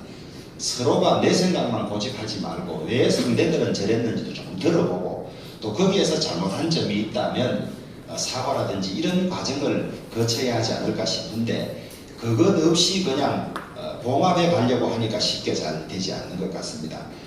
저는 기본적으로 이렇게 생각을 합니다. 우리가 180석 정도 얻을 수 있었다는 지난 20대 선거에서부터 우리가 잘못돼서 아주 크게 이렇게 잘못됐지만 그 이전부터 씨앗은 잠복되어 있었습니다. 우리끼리 같은 당을 하고 같은 동지이면서 서로가 서로의 존재를 인정하지 않고 참 박정하게 또 절차도 거치지 않고 또 공심 없이 이렇게 해서 균열이 많이 왔습니다. 이거 따지면 잘잘못 따지면 밑도 끝도 없는 그런 상황이지만은 일단 국민의 입장에서 보면 전국을 이끌었던 친박들의 잘못이 많다 이런 지적이 꽤 많은 것 같고요. 그 점에 관해서 우리가 피해갈 수는 없을 것 같습니다. 그 다음에 탄핵 과정에서 그래도 같은 당 대통령을 탄핵할 수 있었느냐, 그래서 이 정권이 탄생되는데 지금 꼬라지가 좋으냐 이런 이야기도 많이 듣는데 상황은 그때마다 선택하는 상황이 다 다르고 시간이 지나면 그런 자세한 사항들은 생략되는 경향이 있기는 합니다만 탄핵에 찬성했던 저로서는 꼭 드리고 싶은 말씀은 그 당시에 절반 가까운 의원들이 탄핵했다는 점을 조금 기억을 했으면 좋겠다는 말씀을 제가 꼭 드리고 싶습니다. 또 하나 제가 드리고 싶은 말씀은 과거와 싸우면 미래가 없어진다, 희생한다. 우리가 지금 이런 상황에서 단합하고 단결해야 되는데 지난 일로 또 서로 잘잘못을 따지면 결국 피해보는 것은 우리밖에 없고 저쪽을 좋게 하는 일밖에 되지 않는다. 이런 점들을 공감대를 가지고 우리가 어떤 행동이나 태도를 했으면 좋겠습니다. 저는 우리 당이 이렇게 된 것이 또 보수 세력이 이렇게 된 것이 동지의식이 없고 공심, 공정한 절차를 지키지 않았고 나의 이익만 추구하고 각자 도생하고 이런 데 있다고 봅니다. 외부의 비평가의 말을 들으면 보수는 먹을 것이 없으면 돌아가는 사람들이 주로 모여있다. 혹시 이 말이 불편하거나 아는 분들도 많겠습니다만 주로 보수 정치인들이 한 지적이 아닌가 싶습니다. 그래서 우리가 욕하는 비판하는 진보 좌파들은 그래도 동지의식을 가지고 끝까지 챙기는 이런 것들을 좀 배워야 하지 않는가는 이야기를 많이 듣는데 저희들이 그런 점이 많이 부족했다고 생각합니다. 당을 재건하고 하는데도 저는 공심 전체를 위한 개개인의 양보나 희생, 그 다음에 이 공심은 결국 절차적으로 공정함이라든지 공평함을 통해서 나타나는 것인데 그것이 복구돼야 되지 않을까 이런 생각을 합니다. 보수 정당을 혁신하고 개혁하는 데는 일반적으로 3가지 정도의 절차가 필요하다고 이야기를 하고 있습니다. 첫째는 크게 사과와 반성이 있어야 된다. 그것은 탄핵에 가담했던 사람들에 대한 반성과 사과라고 할 수 있고, 그 다음에 그런 과정에 오도록 한 책임 있는 사람들, 반성인데 어느 반성인지는 모르겠습니다. 크게 국민들을 향해서는 정말 큰 반성이 있어야 하고, 그 다음에 반성이 있는 다음에 그냥 넘어갈 것이냐, 그런 상황에 대한 책임을 묻는 절차가 필요할 것이 아니냐, 그 다음에 이 보수 정당, 보수 세력이 가야 할 이념과 정체성을 분명히 정하고 가야 그래야만 될 것이 아니냐, 이런 지적이 있습니다. 사과와 반성에 대해서 제가 자세히 더 들어가고 싶지는 않습니다만은 하여튼 제3자적 입장에서 보면 집권 세력이 탄핵당하고 대선에서 지고 수많은 사람들이 구속되어 있는 상황에서 누구도 제대로 된 사과와 반성이 없었다. 옛말에 대사 1번이라고 있지 않습니까? 크게 한번 죽어야 살아나는데 그런 절차가 없이 우리가 다시 국민들로부터 지지를 얻으려고 하니까 국민들은 쉽게 마음을 주지 않는다는 그런 지적이 많다는 점을 꼭 말씀드리고 싶고요. 저는 참으로 아쉬운 게 지난 이야기에 대해서는 하는 게 부질없기는 합니다만은 소위 노무현 정권은 그렇게 폭망하고 난 다음에 우리는 이제 패족이다. 그 말이 지금까지 내려오지 않습니까? 저희들은 사과 반성을 서너 번 이상 했지만 국민들이 그걸 잘 기억을 하지 못합니다. 그러니까 사과의 진정성이 없다 이런 말들을 많이 듣는데 저쪽이 그런 어떤 워딩이나 캐치프레이즈를 뽑아내는데 잘해서 그런 것, 우리는 패족이라고 말하는 순간에 이제 전부 자기들이 다 죽었다고 기는구나, 이걸 아마 국민들이 받아들인 것 같고, 노무현 대통령의 사망으로 석으로 아마 그런 것들이 국민들이 이제는 그런 정도 사과 반성이면 됐다 이렇게 아마 본 걸로 보여지는데 저희들은 그런 과정이 국민들에게 와닿도록 하지 않은 그런 점이 아직까지도 지모로 남아있는 것이 아닌가, 저는 그렇게 생각을 하고요. 그 다음에 책임을 지는 문제는 저는 참으로 아쉽게 생각합니다. 책임을 다 물으면 책임에서 자유로울 사람이 아무도 없겠습니다만은 그래도 책임이 크다고 생각되는 분들이 정말 책임을 지는 모습을 진작에 좀 보였어야 하지 않는가. 그런데 책임을 져야 할 우선순위에 있다는 분들이 지금 당 밖에 꽤 많이 있습니다. 책임을 지는 모습도 보이지 못하면서 그래 된 과정이 참으로 아쉽고요. 그런 것들이 우리가 다시 통합하고 결집하는데 힘을 못 얻는 이유가 아닌가 이렇게 생각이 듭니다. 그 다음에 이념과 정체성 문제는 우리 조성환 교수님 말씀하셨습니다만은 헌법적 가치라든가 이런 가치를 우리가 철저히 지켜나가면 되는 것인데 결국 우리의 힘은 국민의 지지나 선거를 통한 의석회복 이런 것밖에 없는데 그러면 지금 우리가 어떻게 해야 국민들로부터 다시 지지를 받을 수 있느냐. 저는 새누리당과 또 다른 바른정당의 당헌 당규를 만드는 책임을 2번 져봤습니다. 책이 한 권이지만은 국민은 물론이거니와 저도 막상 확실한 이념 정체성이 뭐냐고 답하라 그러면 자유민주주의와 시장경제 이것밖에는 다 할 말이 없습니다. 그 책을 한 권 만들 정도로 치열하게 토론을 해도 막상 현실 정치나 당을 운영하는 데는 그것이 적용되지가 않습니다. 그래서 저는 지금 비대위에도 그런 위원회가 있습니다만 건의하고 싶은 것이 우리가 꼭 지켜야 될 가치를 10단어 이내로 정리해서 반복해서 우리가 기억을 하고 국민들에게 이야기를 하고 지켜나가는 수밖에 없지 않느냐. 예전에 영국의 보수정당이 폭망하고 난 다음에 제가 알기로 7가지인가의 반드시 지켜야 될 강령을 정해서 반복하고 지키고 국민에게 각인돼서 국민들로부터 신뢰를 해보겠다는 이야기를 들었습니다만 복잡하고 길게 해서 무슨 말인지도 모르게 할 필요 없이 우리가 꼭 지켜야 될 가치, 자유라든지 헌법적 가치, 보수정당의 가치, 그거를 한 10개 이내로 정리해서 반복해서 지켜야 하고, 그 다음에 국민들과 이야기를 해보면 정당의 정강 정책에 대한 신뢰나 이런 것들이 정당을 운영하거나 구성하는 사람들의 진정성이나 신망과 관계가 있다는 겁니다. 그런데 일반적으로 우리 보수 정치인들은 기득권적인 이미지, 꼰대 이미지, 그 다음에 완고한 이미지, 이런 것들이 너무 강한 것 같습니다. 그런 것에서 이미지를 바꾸어줘야 지지도 함께 돌아올 수 있지 않을까, 그런 생각을 하게 됩니다. 그래서 국민들의 이 기대에 못 미치는 은행이나 이런 거에 대해서는 철저히 자제를 시키고 필요하면 징계도 하고 해서 국민들이 볼 때 저 사람들은, 저 집단들은 우리의 고민과 아픔을 우리와 같이 하는 진정성 있는 사람이라는 신뢰만 받게 되면 저희들은 저희 정책도 먹혀 들어갈 것이고 선거에서도 이길 수 있을 것이라고 그렇게 생각합니다. 그래서 구성원, 특히 국회의원을 중심으로 한 분들의 은행이라든지 이 공동체에 대한 헌신이라든지 이런 것들이 가장 빨리 회복돼야 될 필요한 것이 아닌가, 그렇게 생각을 합니다. 사자가 이끄는 양 때는 양이 이끄는 사자 때보다 강하다는 그런 이야기가 있습니다. 그래서 이제 새 지도부를 구성하면서 정말 이런 데 충실하고 이걸 잘 이끌 사람들을 뽑으면 저는 재기의 기회도 있다고 생각을 합니다. 지난 20대 총선이 일여다야로 치른 제가 알기로 4번째 선거로 알고 있습니다. 일여다야라면 여당이 압승하게 되어 있습니다. 그래서 우리도 180석을 넣느니 어떠니 이렇게 이야기를 했었는데 참 놀랍게도 일여다야의 선거에서 일여가 모두 다 졌습니다. 4번이나. 왜 그렇게 했습니까?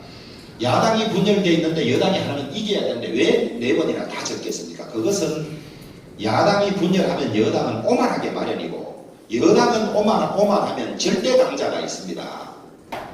누군지는 아시겠죠? 그 사람이 이제는 정오의 기회니까 내 사람을 심자, 내 세력을 심자 하다가 그 내분으로 4번이나 다 망했습니다. 그래서 우리가 지금 야당이 분열되어 있고 또 여당이 저렇게 기세등등하지만은 저쪽이 여러 가지로 지금 잘못하고 있는 것이 너무 많고 국민들이 그것을 알고 있고 하기 때문에 오만할 수밖에 없고, 또 저희들은 위기의식을 느끼고 절박하면 단결하고 궁적통이라는 말이 있기 때문에 서로 조금 우리끼리 서로를 이해를 하고 힘을 합쳐서 나가는 방법이 있을 것이라고 생각합니다. 제가 마지막으로 한 말씀만 드리겠습니다. 우리가 여당과 싸우는 방법은 치열하고 힘있게 싸우면 우리는 열심히 싸우는 것 같지만 결국 우리를 심판하는 사람은 국민들입니다. 국민들이 봐서, 많은 국민들이 봐서 잘한다고 할 때 우리가 이길 수 있는 것인데, 많은 국민들의 마음을 얻는 말이나 행동이나 정책이 어떤 것인지를 같이 고민해야만 그것이 우리를 이기게 하는 방법이지, 속 시원하게 말하고 한다 그래서 우리를 돕는 것은 저는 아니라고 생각합니다. 그래서 늘 심판인 국민들이 우리를 어떻게 볼지를 고민하다 보면 우리 보수 세력의 스펙트럼도 상당히 넓습니다. 지금 우리가 통합 이야기가 나왔지만은 현안을 둘러싸고도 갈등이 많은데, 그럴 때마다 우리끼리 간극을 좁히는 노력을 하고, 그 다음에 많은 국민들의 호응을 받을 수 있는 방법이 뭔지를 고민하면 저는 길이 있을 거라고 그렇게 생각을 합니다. 제 말씀은 이 정도로 마치겠습니다. 기대했던 대로 역시 굉장히 객관적이고 날카로운 그러한 말씀이었습니다. 오래 기다리셨습니다. 지금 한국정책연구에 전념하시고 계시는 정치학 외교학 박사님이십니다. 김광동 박사님의 말씀 들어보겠습니다.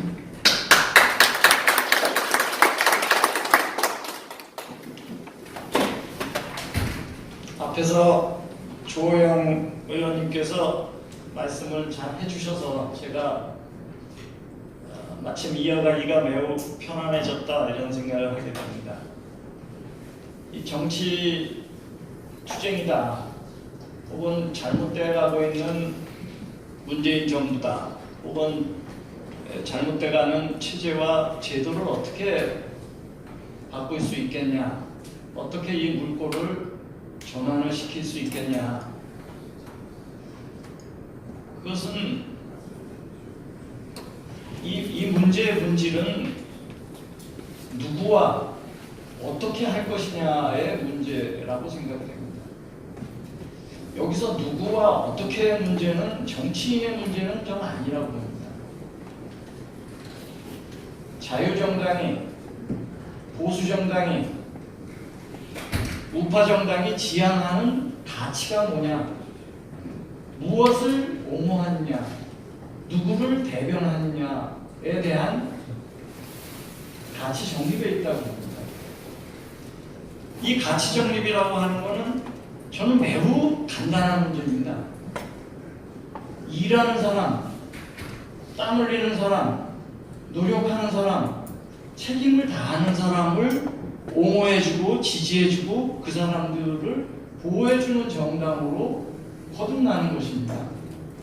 이 얘기는 무슨 얘기냐면 시위하는 사람, 불만 터뜨리는 사람, 플래카드 내거는 사람, 광화문에 나가는 사람, 촛불 드는 사람, 불만 터뜨리는 사람과 다르다는, 우리는 일하는 사람을, 책임지는 사람을, 묵묵히 일하는 사람을 대변하고 지지한다는 것이 분명해져야 됩니다. 그래야 대중들과 함께 할 수 있다고 합니다. 그거는 무슨 의미냐 하면은 계단 청소하는 아주머니들, 주방에 가서 주방일하는 아주머니들을 우리가 지지해줘야 됩니다. 그들을 소중하게 생각해야 됩니다. 22살짜리가 베이커리에 가서 모자 쓰고 앞치마 두르고 일하는 사람들, 28살짜리가 조그마한 일식집이라도 내서 창업하는 사람들, 이 사람들을 매우 소중하게 여겨야 됩니다. 새벽에 출근하는 사람이 새벽까지 술 먹는 사람들을 세금 내게 해서는 안 되는 겁니다. 새벽에 출근하는 사람을 보호해줘야 돼요. 계단 청소하고 주방 일을 하고 베이커리를 하고 조그마한 일식집을 내고 용접을 하기 위해서 이 용접 가면을 쓴 사람들을 우리는 지지해주고 그 사람들이 더 잘 살 수 있게 만들어주고 그 사람들이 자기 몫이 들어갈 수 있게 해주는 것이, 그게 보수정당이고 자유정당이고 자유한국당의 저는 과제라고 봅니다. 의존하려는 사람, 세금 바라는 사람, 수당 달라는 사람, 일자리 달라는 사람들은 아무리 우리가 민주당에서 30만 원 줄 테니까 우리는 20만 원 준다, 거기서 다시 100만 원 줄 테니까 우리 80만 원 준다, 그래가지고는 전 100년이 가도 안 되는 문제라고 봅니다. 우리가 지지하는 보수, 우파, 자유, 시장이 지지하는 명백한 지지 세력은 일하는 사람입니다. 땀 흘리는 사람입니다. 계단 청소하는 사람입니다. 주방일 하는 사람입니다. 베이커리에 나가서 앞치마 두르고 모자 쓰고 산업 현장에서 일하는 사람들을 보호하는 그 챔피언이, 그 사람들을 옹호하고 그 사람들을 우리 쪽으로 만들고, 노란우산 공제든 뭐 여러 가지 세금 간소화든 여러 가지 방식으로 우리는 일하는 사람을 보호한다는 것이 명백해야 그것이 우리가 함께 할 수 있는 세력들, 지지 기반, 대중과 함께하는 그 나라를 바로잡는 방식으로 가는 것이다. 저는 그렇게 생각합니다. 두 번째는 저는 무슨 가치를 지향하느냐와 관련해서 자유한국당이다, 보수다, 시장이다, 자유다라는 것은 저는 공정성을 지켜나가는 세력이다, 정치 세력이다라고 분명히 해야 됩니다. 기회균등을 보장해주는 정당이다. 다시 도전하고 다시 뛸 수 있는 기회를 만들어주는 정당이 보수정당임을 분명히 해야 됩니다. 이것은 다시 앞에서 얘기하는 열심히 일하는 정당하고도 관계가 있습니다. 지금도 제가 주변에 가면 그런 얘기를 하는 친구들이 있습니다. 누가 중소기업이든 상공업을 조만하게 자영업을 해서 꽤 잘 삽니다. 근데 친구들 모임에서 가면은 개가 없는 자리에서 야, 걔 반에서 47등 정도 하던 애 아니야? 이런 얘기를 합니다. 이 문제의 본질은 땀 흘리는 사람을 인정하지 않는 겁니다. 학위, 스펙, 시험 성적을 의존하는 사회입니다. 그것은 시장경제사회도 아니고 기회균등의 사회도 아니고 자유사회도 아닙니다. 공정한 사회가 아니라는 얘기입니다.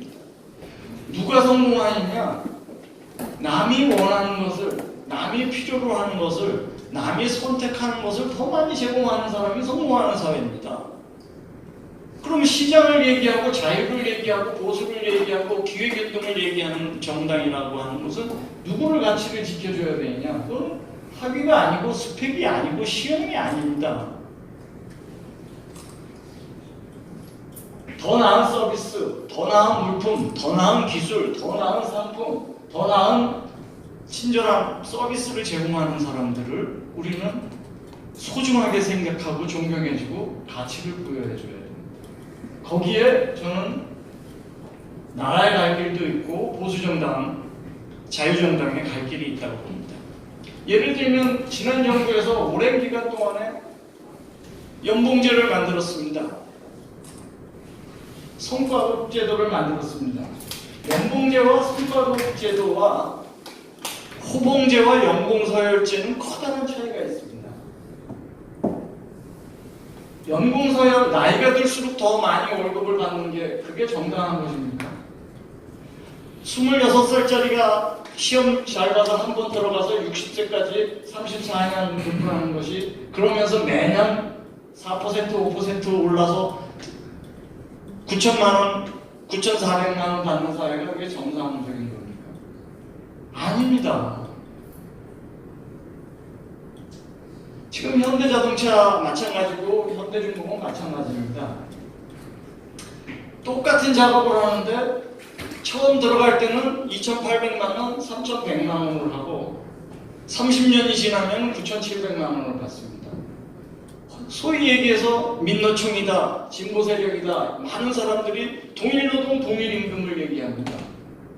동일노동, 동일임금을 얘기하는데 왜 들어간 사람은 청년은 2,800만 원 받고 30년이 지난 사람은 9,700만 원 받습니까? 똑같은 일을 하는데 나이가 계급입니까? 한 번 들어가면은 생산성이 있든 없든 열심히 일하든 민노총 투쟁을 하든 거리로 나가든 노조 활동만 하든 9,700만 원 받는 사회가 이게 정의사회입니까? 이게 기회균등입니까? 이게 공정사회입니까? 저는 이 제도를 자유한국당이, 보수가, 자유정당이 이 기득권 구조를 깨야 됩니다. 이 기득권 구조를 깨고 열심히 일하는 사람, 땀 흘리는 사람, 성과를 내는 사람, 더 좋은 서비스, 더 좋은 물품, 더 좋은 기술을 제공하는 사람한테 그 몫이 돌아가게 하는 그 제도를 만들어야 되는데 거꾸로 성과급 제도, 성과낸 사람한테 성과급을 주고 더 많은 역량을 가진 사람한테 월급을 더 주자는 것을 무너뜨리는 것이 바로 현 정부에서 하는 것이고 그거를 무너뜨리는데 자유한국당이 그냥 가만히 막아내는 것입니다. 막아내지 못하는 것입니다. 그럼 누구의 가치를 지켰다는 것입니까? 그래서 지향한, 아까 조영 의원님이 지향하는 가치 몇 개를 중심으로 반복해서 얘기하자는 말씀 저는 굉장히 동의합니다. 기회균등이다, 공정사회다, 일하는 사람의 가치다, 묵묵히 책임있게 일하는 사람들을 지원하는 정당이다 라는 것을 명확히 할 때 또 그거에 맞는 제도, 관행, 법을 가지고 격하게 국민들한테 명확하게 알 수 있도록 상징화돼서 카테고리화해서 투쟁할 때 대중들의 지지, 국민들의 지지 그리고 한국 사회의 전환을 가져올 수 있다 이렇게 생각을 합니다. 한 2, 3분만 한 가지만 더 말씀드릴 수 있었습니다.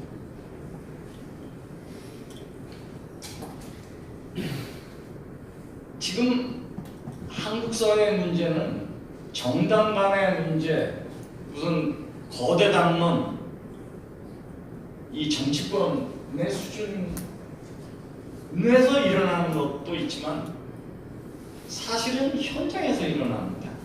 제가 말하는 이 현장이라고 하는 것은 구로시장에서 일어나는 것이고 천호시장에서 일어나는 것이고 이 앞에 공덕시장에서 일어나는 것.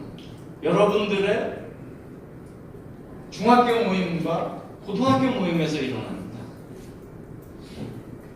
그 현장 싸움이 전체 싸움의 본질입니다.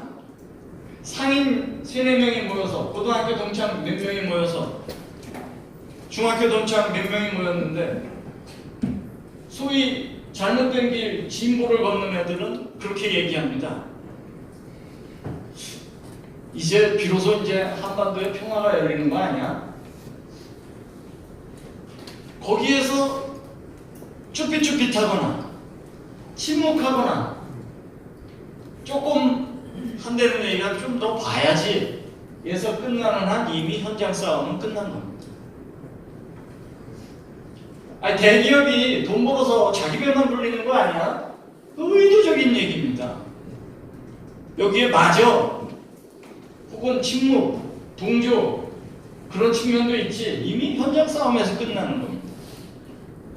우리가 가고자 하는 가치, 사실, 진실이 명확해야 됩니다. 이제 비로소 한반도에 평화가 열리는 거 아니야? 아니, 노태우 정부 때 불가침 조약 안 맺었습니까? 노태우 정부 때 비핵화, 한반도 비핵화 선언 안 했습니까? 김영삼 정부 때 갈루치와 강석주 간에 북한 비핵화 선언 안 했습니까? 1994년에 중유 제공하고 2005년에 9.19 합의 안 했습니까? 북한이 핵 포기하고 비료, 석유, 중유 준다고 2006년에 2.13 합의 안 했습니까?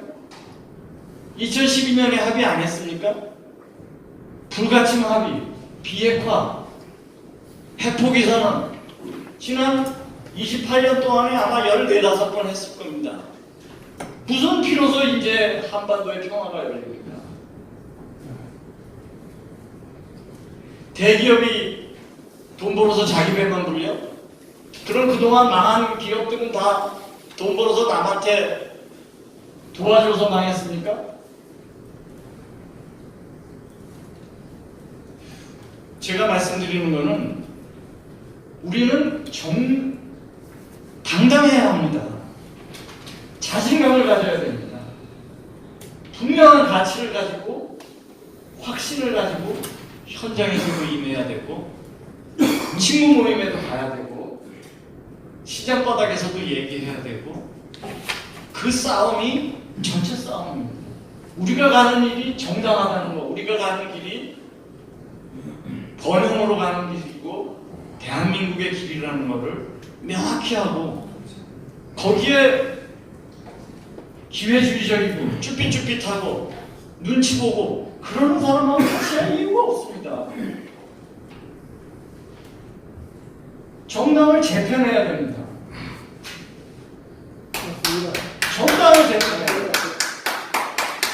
확고한 사람, 싸우는 사람, 가치가 분명한 사람, 가는 길이 명확한 사람들 30명, 40명, 60명 그들하고 함께 해야 되는 겁니다. 지역구에서부터 동에서부터 그렇습니다. 맞습니다. 그것을 재편해내지 못하면 영원히 밀려가는 겁니다. 할 얘기는 많겠습니다만 줄이겠습니다. 당당하시기 바랍니다.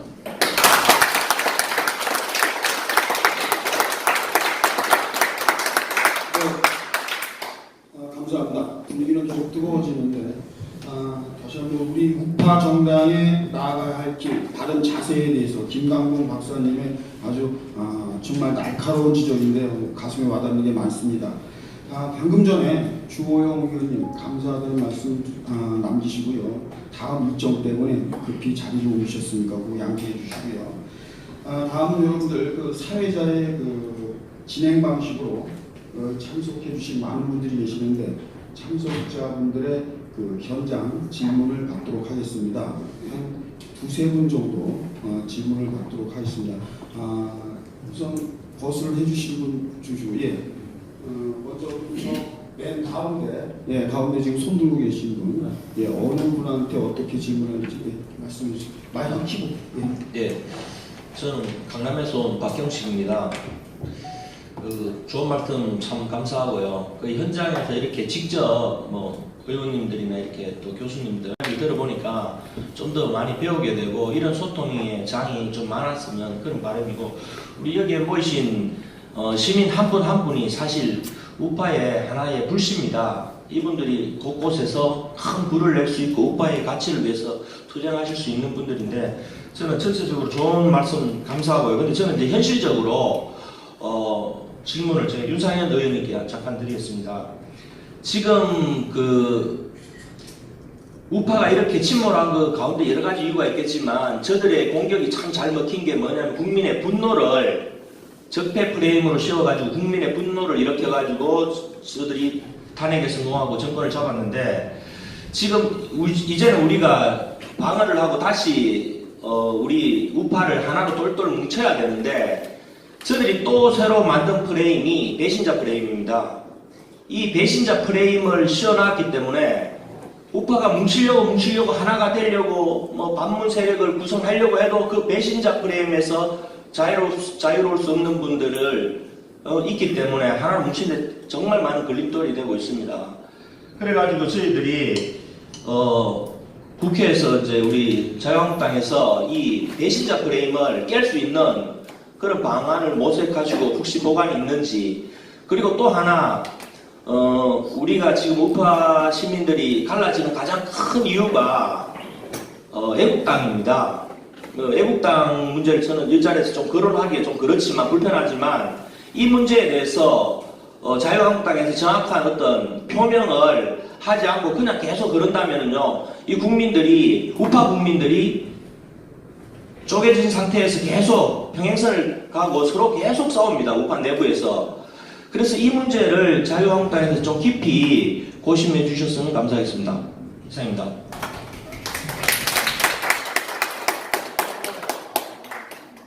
한꺼번에 다 말해요. 다음, 바로 옆에 손 드시고. 마이크 켜고 질문하세요. 넥타이 빨간 넥타이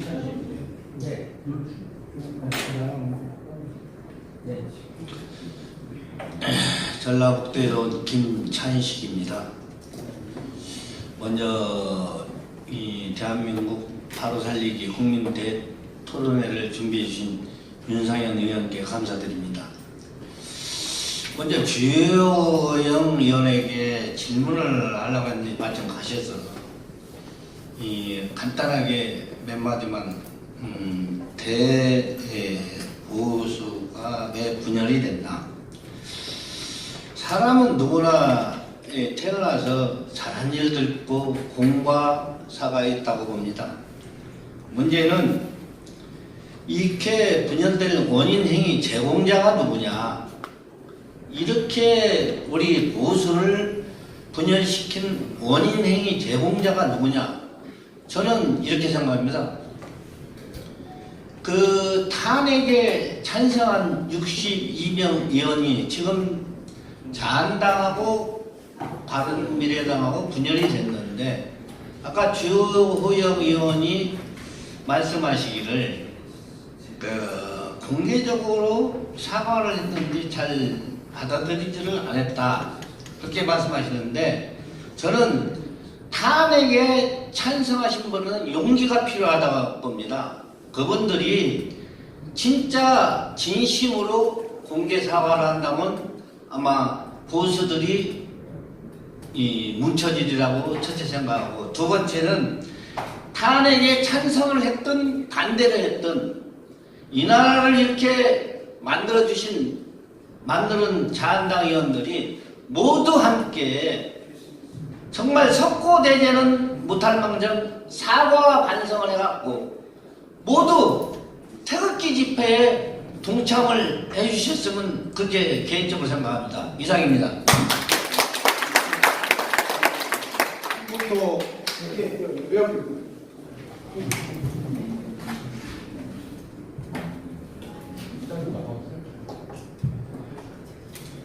전 자유한국당 책임당원협의회 의장을 맡고 있는 김기현입니다.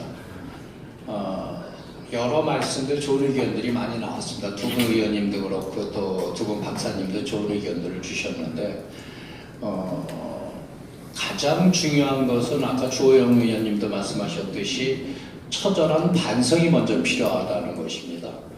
그 반성의 방법에 있어서는 이미 했습니다. 반성이라고 해서 국회에 모여가지고 의원님들이 무릎 꿇고 사죄한다고 하는 것, 이것은 반성이 아닙니다. 이런 식의 반성은 또다시 해봐야 그냥 쇼에 불과합니다.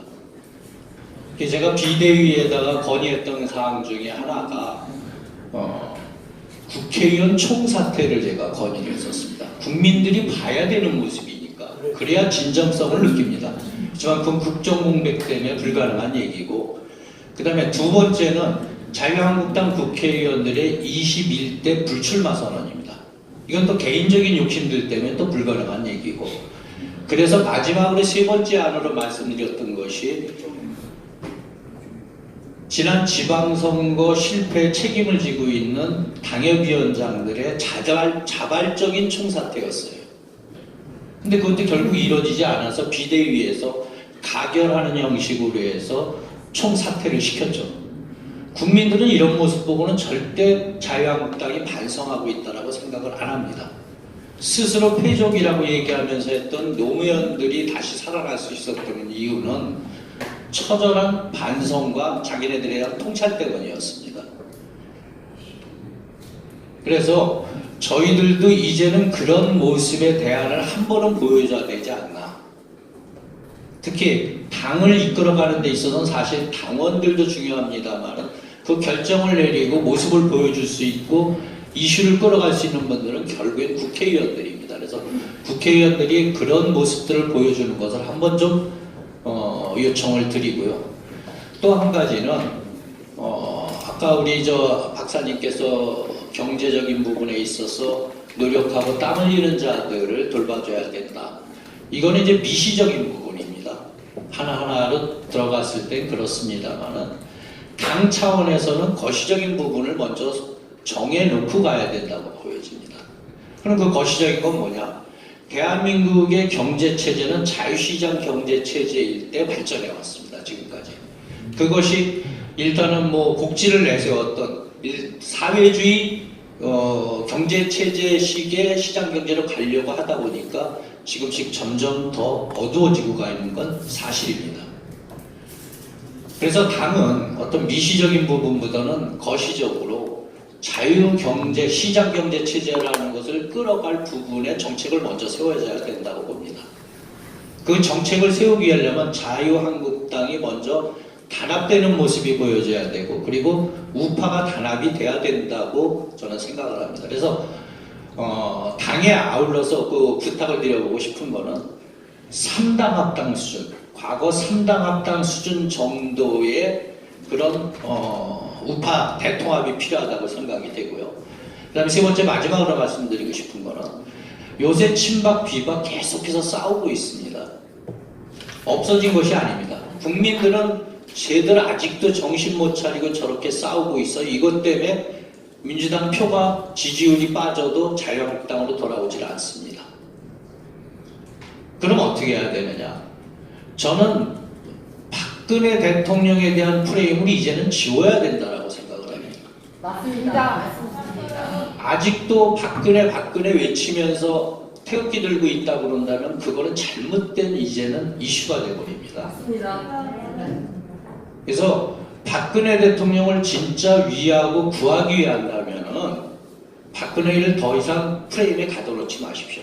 맞습니다. 국민들이 박근혜에 대해서 관심을 꺼버렸을 때 그래야 문재인 정권에서도 박근혜를 이용할 가치가 없어집니다. 그래야 풀어주게 됩니다. 그래서 그런 부분들을 당에서도 좀 간과하지 말아주시기를 좀 당부를 드립니다. 감사합니다. 감사합니다. 이쯤에서 지금 질문자들이 원체 많기 때문에 답변하시는 의원님도 헷갈릴 수 있어요. 그래서 지금 벌써 3분이 하셨습니다. 이 중에서 먼저 의원님의 말씀을 듣고 다음 진행을 하겠습니다. 이제 저는 작년부터 계속해서 이제 소위 말해서 탄핵 찬성하셨다 돌아오신 분들을 계속 뵙고, 야, 우리가 과거 사에 대해서 고해 성사가 필요하고 또 반성도 필요하고 또 우리가 계파를 스스로 깨는 모습, 물론 친박은 없습니다만 이런 것을 보여야 된다, 의도적으로도 보여야 된다, 이런 말씀을 계속 드리고 있습니다. 그런데 참 이게 현실적으로 또 이루어지는 것도 어렵고, 그래서 가장 빨리 고해성사 반성, 그리고 우리가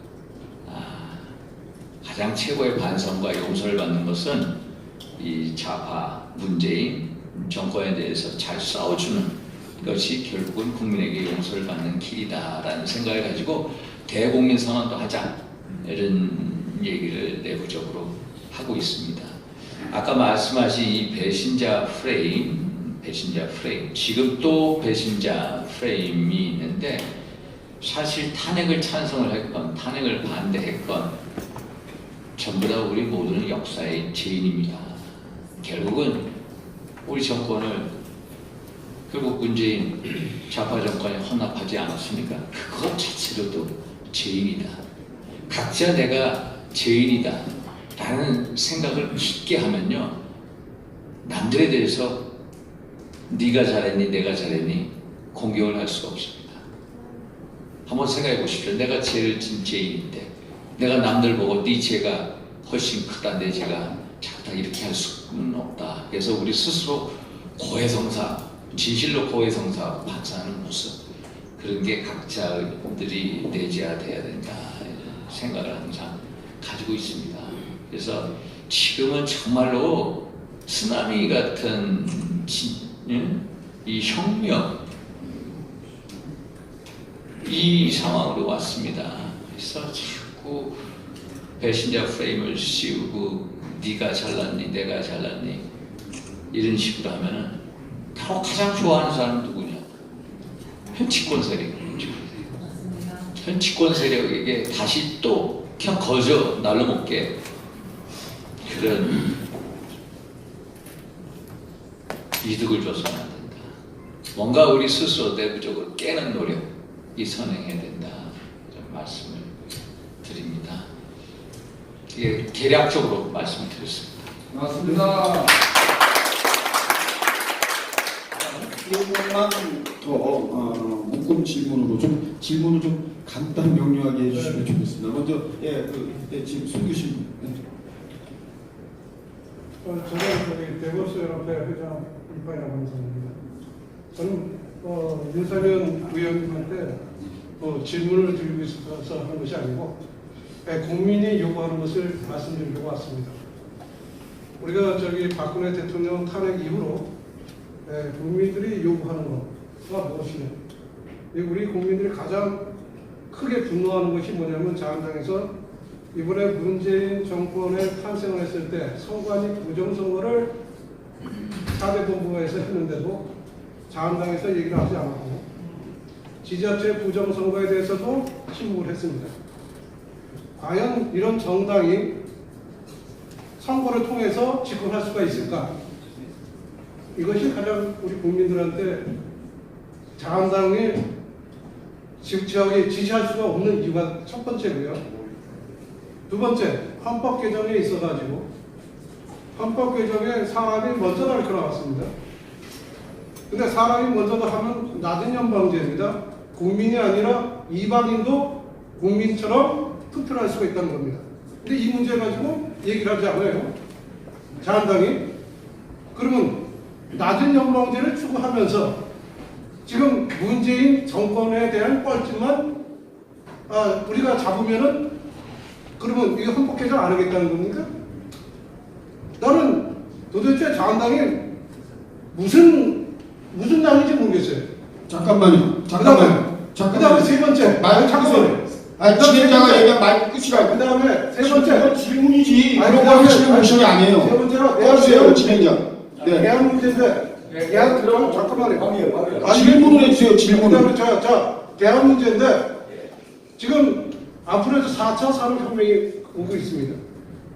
그리고 4차 산업혁명이 있을 때 모든 이제 노동력이 이제 줄어들게 될 수밖에 없고 일자리가 부족해지거든요. 그렇게 됐을 때 과거처럼 기업들이 사람들을 기용할 수가 없습니다. 그렇게 되면 결과적으로 정부에서 일자리를 만들어줘야 되거든요. 그 일자리를 만들어주면 공무원들밖에 일자리를 늘릴 수가 없습니다. 그러면 공무원들이 지금처럼 철밥선을 갖다 공무원 월급을 주게 되면 베네수엘라처럼 망할 수밖에 없죠. 따라서 기득권을 줄여야 됩니다. 국회의원들이.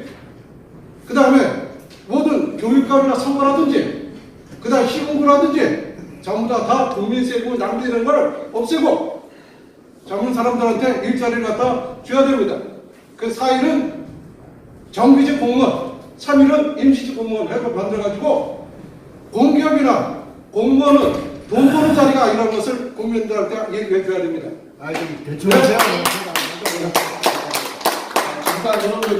그래서 열심히 일하는 사람은 돈을 벌 수 있게끔 예를 들어서 대기업이라든지 노조라든지 여기는 돈 벌어야죠. 거기 이익을 추구하는 거기 때문에 왜 같이 공기업하고 같이 노조를 합니까? 공무원이 왜 정부노조를 만들고 정국노를 만들고 왜 국민 이거 유정자한테 돈 타는 것이 아니라 국민 세금 타는 거 아닙니까? 이것을 갖다 왜 자한당에서 얘기를 안 합니까? 자, 이제 그쯤에서 네. 질문제 지금 여러분들 잠깐 말씀을 드리는데 진행자가 얘기할 때는 얘기를 들어주셔야 토론이 되는 겁니다. 본질적으로 잠깐 계세요.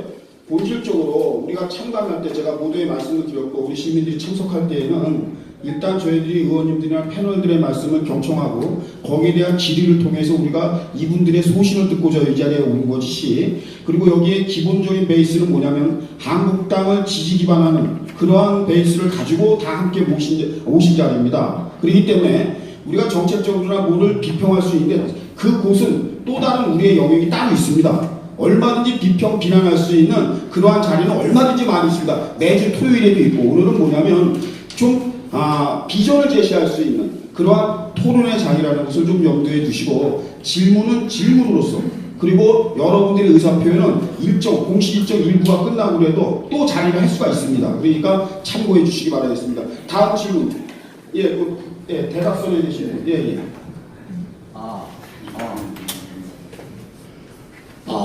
저는 독일에서 왔습니다. 그리고 한국에 와서 박근혜 대통령 입후 시절부터 봉사를 했던 사람입니다. 지금 대학문에서 이제 태극기를 윤상현 의원님 그분들 다수가 많이 나를 알고 신의한수 또 저분도 저기 사회자도 어디서 많이 뵀던 사람이에요. 그런데 오늘은 이런 자리를 마련해 주셔서 너무나 감사하고 앞으로 이런 것이 활성화돼 가지고 직접 나라를 살린다면 국회의원들이 앞장을 서 가지고 저번에도 한 2번 내가 세미나에 와서 김진태 의원, 조원진 의원, 전희경 의원 등등한테 부탁을 했는데도 아직도 제 갈 길들을 찾지 못하고 말이에요.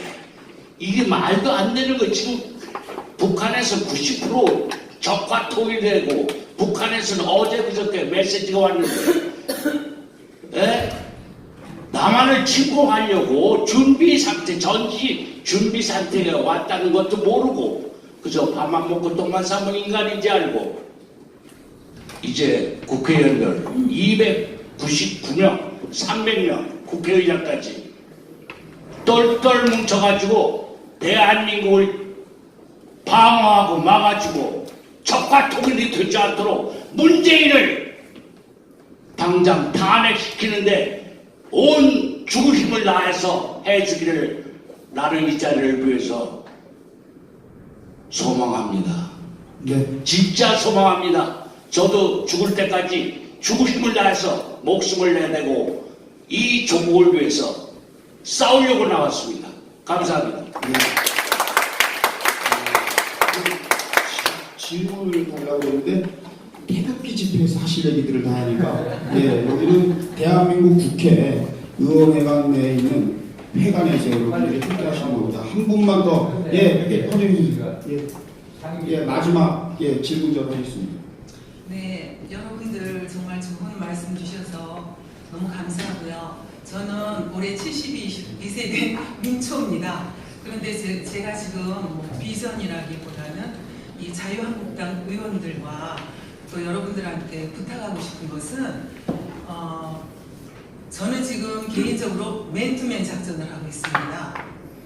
뭐 한 사람한테 얘기하는 거 두 가지고 뭐 그게 뭐가 되겠어? 하지만 저는 지금 있는 자리에서 만나는 사람마다 정말 우리가 어떻게 해야 된다는 거 그걸 얘기하고 있어요. 그래서 정말 우리 정말 우파의 모든 분들이 내가 이거 뭐 얘기해봤자 무슨 소용이 있나 이렇게 생각하지 마시고 있는 자리에서 어디를 가든지 정말 우리의 소리를 높여주시기를 바랍니다.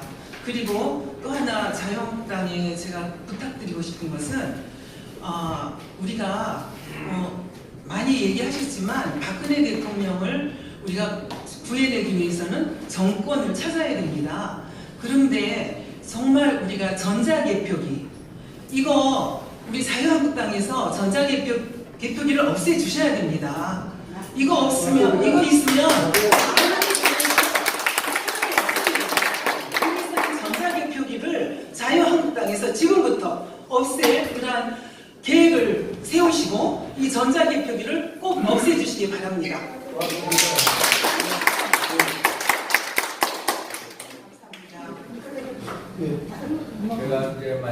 마지막으로 윤상현 의원님 또 다음 일정이 있습니다. 정리하고 마치도록 하겠습니다. 우리 이판 선생님, 회장님, 또 우리 여사님, 이제 이 부정선거 이거에 대해서 우리 정창화 목사님 아시죠? 정창화 목사님하고 여러분들이 제게 말씀을 주셔서 저도 개인적으로 선관위에다가 질의를 했습니다. 선관위는 절대 그런 일 없다.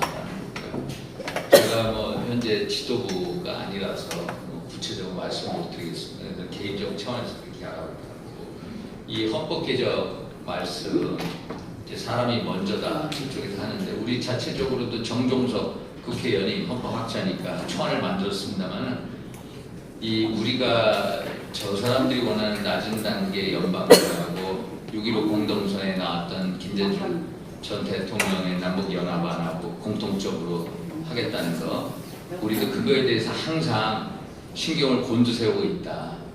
아시다시피 판문점 선언 1조에 보면은 이런 구절이 있습니다. 남북관계를 전면적으로 획기적으로 개선을 해서 자주통일의 미래를 앞당겨 나가자. 자주통일의 미래가 뭐냐면 반미 자주통일을 하자. 결국은 연방대로 가자는 거예요. 그래서 그런 거에 대해서 우리가 다 알고 다 대처를 했다는 말씀 드리고요. 이제 산업혁명 뭐 이제 아까 말씀하신 거 그런 거에 대해서도 또 저희가 주안점을 두고 노력하도록 하겠습니다. 예, 제가 지금 10시 상임위가 있는데 못 들어가가지고 예, 이것으로 고맙습니다. 예, 지금 우리 교수님께서 여러분들에게 잠시 1분만 꼭 중요한 얘기라고 하십니다. 한번 들어보시죠. 첫째 제가 윤상현 의원께 부탁드리겠습니다. 개인적으로 부탁드리는 게 아니고 공적으로 우리 국민의 입을 담아서 어쨌든 지금 대한민국은 대한민국 자유민주주의와 대한민국 헌정체제가 유지가 되는데 가장 결정적인 힘은 112명입니다. 제발 개인적인 사연을 가지고 대사를 거르시지 마십시오. 지금 다음 선거에 만약에 개헌 저지신을 무너뜨려주면 역사의 죄인이 아니라 당장 교수형에 처해야 될 상황입니다. 즉 입법권자로서 당당히 체제 교체나 우리 지금 개헌 법률을 갖고 있습니다. 거기에 대해서는 결사 행정을 하고 거기에 대해서는 친박, 친이 뭐 전혀 관계없이 공적으로 우리의 정체성을 위해서 투쟁하십시오. 거기에 투쟁한다는 동의만 되면 지금까지 있었던 사연 다 사소한 사연이고 펑펑 울면서 화해할 수 있습니다. 그리고 아까 제가 마지막에 그 아까 뭐 박근혜 문제와 관련해서 저 개인적으로 그렇습니다.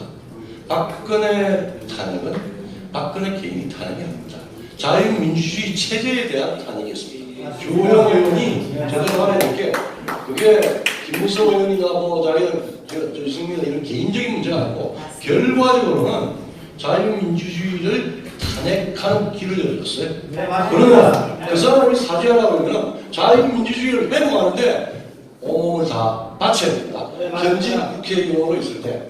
그러니까 그래서 근데 지금 박근혜 대통령의 수감은 박근혜 대통령 개인의 문제가 아니고 나의 문제예요. 나는 언제든지 수감돼서 이렇게 이야기하면 그렇게 될 수 있다는 거니까 최소한 인류는 게 아니고 인도적 도리고 인간적 소위 말해 문명사회의 최소한을 지켜야 됩니다. 우리 문명 왜 했습니까? 우리가 이시조선하고 다르고 지금 김씨 왕조 북한하고 다른 거는 모든 개인들에게 권리가 보여주고 그 기회는 공정하게 되어야 됩니다. 그래서 그거 명백히 틀렸습니다. 그거는 정치인들이 모여서 이건 안 되라고 투쟁해야 됩니다. 두 번째, 공정재판 해야죠. 대통령직을 저런 방식으로 난도질을 하는 재판을 하는데 지금 이 인류가 만들어 놓은 법치주의가 어디 가겠습니까? 그거 왜 도움도 못해요? 내가 지금 현직에 있으면 동정에서 다 하겠습니다. 그래서 그건 박근혜 개인 문제가 아까 뭐 하는데 그 문제가 아니고 우리 당사자의 문제입니다. 법치의 문제. 그래서 공정재판 요구하고 그 다음에 마지막에 우리 인간이 문명사회에서 이 정도 지금 우리가 5천만 국민이 세계에서 6번째로 3만 불에 들어간 국가입니다. 그 국가에서 대통령이 뭐 비아그라를 해서 사는 경호원들한테 비아그라를 하고 섹스를 하고 뭐 어떻고 그런 도저히 내 스스로가 부끄러워서 할 수 없었던 그 거짓의사 재판과 다른 그거는 했던 사람들 미안해하거나 최소한 그 부분은 교정돼서 수많은 인격살인의 분노의 정치를 만들어가는 사람들한테 요구해야 됩니다. 인격살인 그만두고 인격살인 했으면 그 부분은 박근혜 개인의 문제가 아니라 우리 스스로 우리 대한민국 국민의 요소다. 그래서 명예회복까지 그 정도 세계는 그거는 자연인으로 그리고 공인으로 누구나 보편적인 이해를 구할 수 있는 겁니다. 그래서 뭉치면 다시 다 돌아온다. 근데 그것은 또 주장하지 못하고 야 너는 고생해라 너는 뭐 해라 나는 이게 정말 이 야만의 인연을 내 스스로 이런 내 스스로의 자아상 내가 뭐 여러 가지 운동을 하지만 이러면 다 이 부끄러워. 그 어떤 사람은 마치 자기가 하느님이 됐냐 정말 잡놈들이 하느님이 됐냐 처단을 지금 하고 있어요. 이거 공정하지 않습니다. 여러분들 이 개인과 공적으로 좀 구분하시고 힘내서 최소한 그 방어를 하고 제 부활의 최초의 그 계기는 반성사과 반성사과가 아니라 원상회복하는 데 투쟁하라는 거예요. 맞습니다. 마지막 한번 인터뷰고요. 지금 신양수 신혜식 대표께서 1000만 네트워크 시스템 구축에 대해서 앞으로의 비전을 제시한 그러한 말씀을 드렸습니다. 잠시 들어보겠습니다. 예, 여러분들 너무 감사합니다. 오늘 굉장히 많은 분들이 오셨는데 특히 오늘을 기점으로 해서 우리가 서로 단합하고 그리고 서로 용서하고 저는 가장 인상 깊었던 말씀은 우리 모두가 잘못했다고 생각하고 나부터 죄인이라고 인식할 때부터 우리가 단합하지 않을까 싶습니다. 뭐 여러 가지 이야기가 나왔지만 뭐 신의 한수 맨 처음 태극기 들고 나갔다라고 얘기해서 자랑하는 것이 아니라 그러나 전략을 잘못 세웠고 또 나부터 잘못된 부분이 있었고 그래서 이렇게까지 왔다. 저부터 죄인이라고 생각합니다. 모두 그런 마음을 가져야지. 나는 태극기 들었는데 너는 왜 태극기 안 들어? 나는 탄핵에 반대했는데 너는 왜 탄핵에 찬성했어? 라고 싸울 때가 아니란 얘기죠. 어쨌건 반문연대, 문재인과 우리가 대항해서 싸워 나가야서 대한민국 지켜야 되는 거 아닙니까? 문재인 찍었던 사람들도 우리 편 만들어야 되는 거 아니에요? 꼭 여러 가지를 생각하십니까? 문재인 찍었던 사람도 우리 편을 만들어야지만이 됩니다. 지난 박근혜 대통령 당선 때 보십시오. 51%가 넘었지만 49%였어요, 여러분들. 그 사람들은 2년 연속, 두 번 연속 문재인을 찍은 거 아니겠습니까? 그 사람들을 끌어와야지만이 대한민국 지킬 수 있지. 그렇지 않고 우리끼리만 뭉쳐서 될 일도 아닙니다. 그런데 우리끼리 싸우고 있으면 뭐가 되겠어요? 아무것도 안 되죠. 그러니까 신의 한 수부터 죄인이다 라고 생각하고 우리가 문재인 찍었던 사람들도 되돌릴 수 있는 마음으로 우리가 나가겠습니다. 그러기 위해서는 1000만 네트워크를 만들자. 사실 5천만 네트워크 만들어야 되는데 여기 보면 다 유튜브 방송 하시지 않습니까? 이것만 모아도 아마 제가 봤을 때는 한 300만, 500만 됩니다. 자, 지금부터 내 각자가 각 전문 분야별로 유튜브 방송도 만들고 SNS도 하면서 적극적으로 활동하고 그분들이 각자 분야에서 활동하고 또 시간이 되면 모여서 우리가 또 토론도 하고 이렇게 말이죠. 전략을 세워 나가자. 예, 그런 제안을 드리고 싶습니다. 그래서 내가 뭐 30만이니까 내가 1등이다. 너는 뭐 5만이고 10,000명이니까 너는 꼴찌다. 이런 게 아니라 각자가 열심히 해서 우리는 동지로서 수평적 관계에서 싸워나가야지 이 위기를 돌파할 수 있을 거라고 봅니다. 그래서 오늘 저는 윤상현 의원님이 그런 자리에 계기를 마련해줬다. 예, 국회의원도 또 우리 아스팔트에서 태극기를 드시는 분들도 또는 우리 직장에서 일하는 분들도 수평적으로 우리가 힘을 모았을 때 모든 일이 제대로 되지 않겠나. 그래서 앞으로 토론회를 이런 걸 몇 번 더 하고 본격적으로 싸워나가는 그런 그림을 좀 만들어야 되겠습니다. 자, 여러분들 하여튼 대단히 감사하고 황경훈 단장님 등 고생 많으셨습니다. 제가 또 길게 얘기하니까 배가 고플 것 같아요. 짧게 마무리하고 또 우리 윤상현 의원님 또 의정활동 또 계속 이어나가야 되겠습니다. 제가 다른 건 모르겠지만 오늘 마지막으로 말씀드릴 거는 우리 윤상현 의원님이 좀 축이 돼서 이 난국을 좀 풀어갔으면 좋겠다라고 생각합니다. 여러분들 뜨겁게 박수로 한번 좀 성료해 주십시오. 네, 수고하셨고요. 여러분들 생각해 보세요. 뭐 서자, 적자, 뭐 개파 이런 거는 흥한 집구석에서 따지는 겁니다. 예, 지금 우리는 그런 거 따질 때가 아니고, 그리고 한국당이 아무리 못났다 해도 여기 모이신 분들은요, 어찌저찌 되었든 간에 부모가 못난 자식에게 더 못났다 그러면 밖에 나가서 더 못난 짓을 더 한답니다. 그러니까 우리는 마음으로라도 아껴주는 마음으로 이 자리에 모인 거니까요. 다시 한번 이 귀한 자리 마련해 주신 윤상현 의원님과 그리고 참석해 주신 모든 우리 애국 시민들 다시 한번 감사드립니다. 고맙습니다.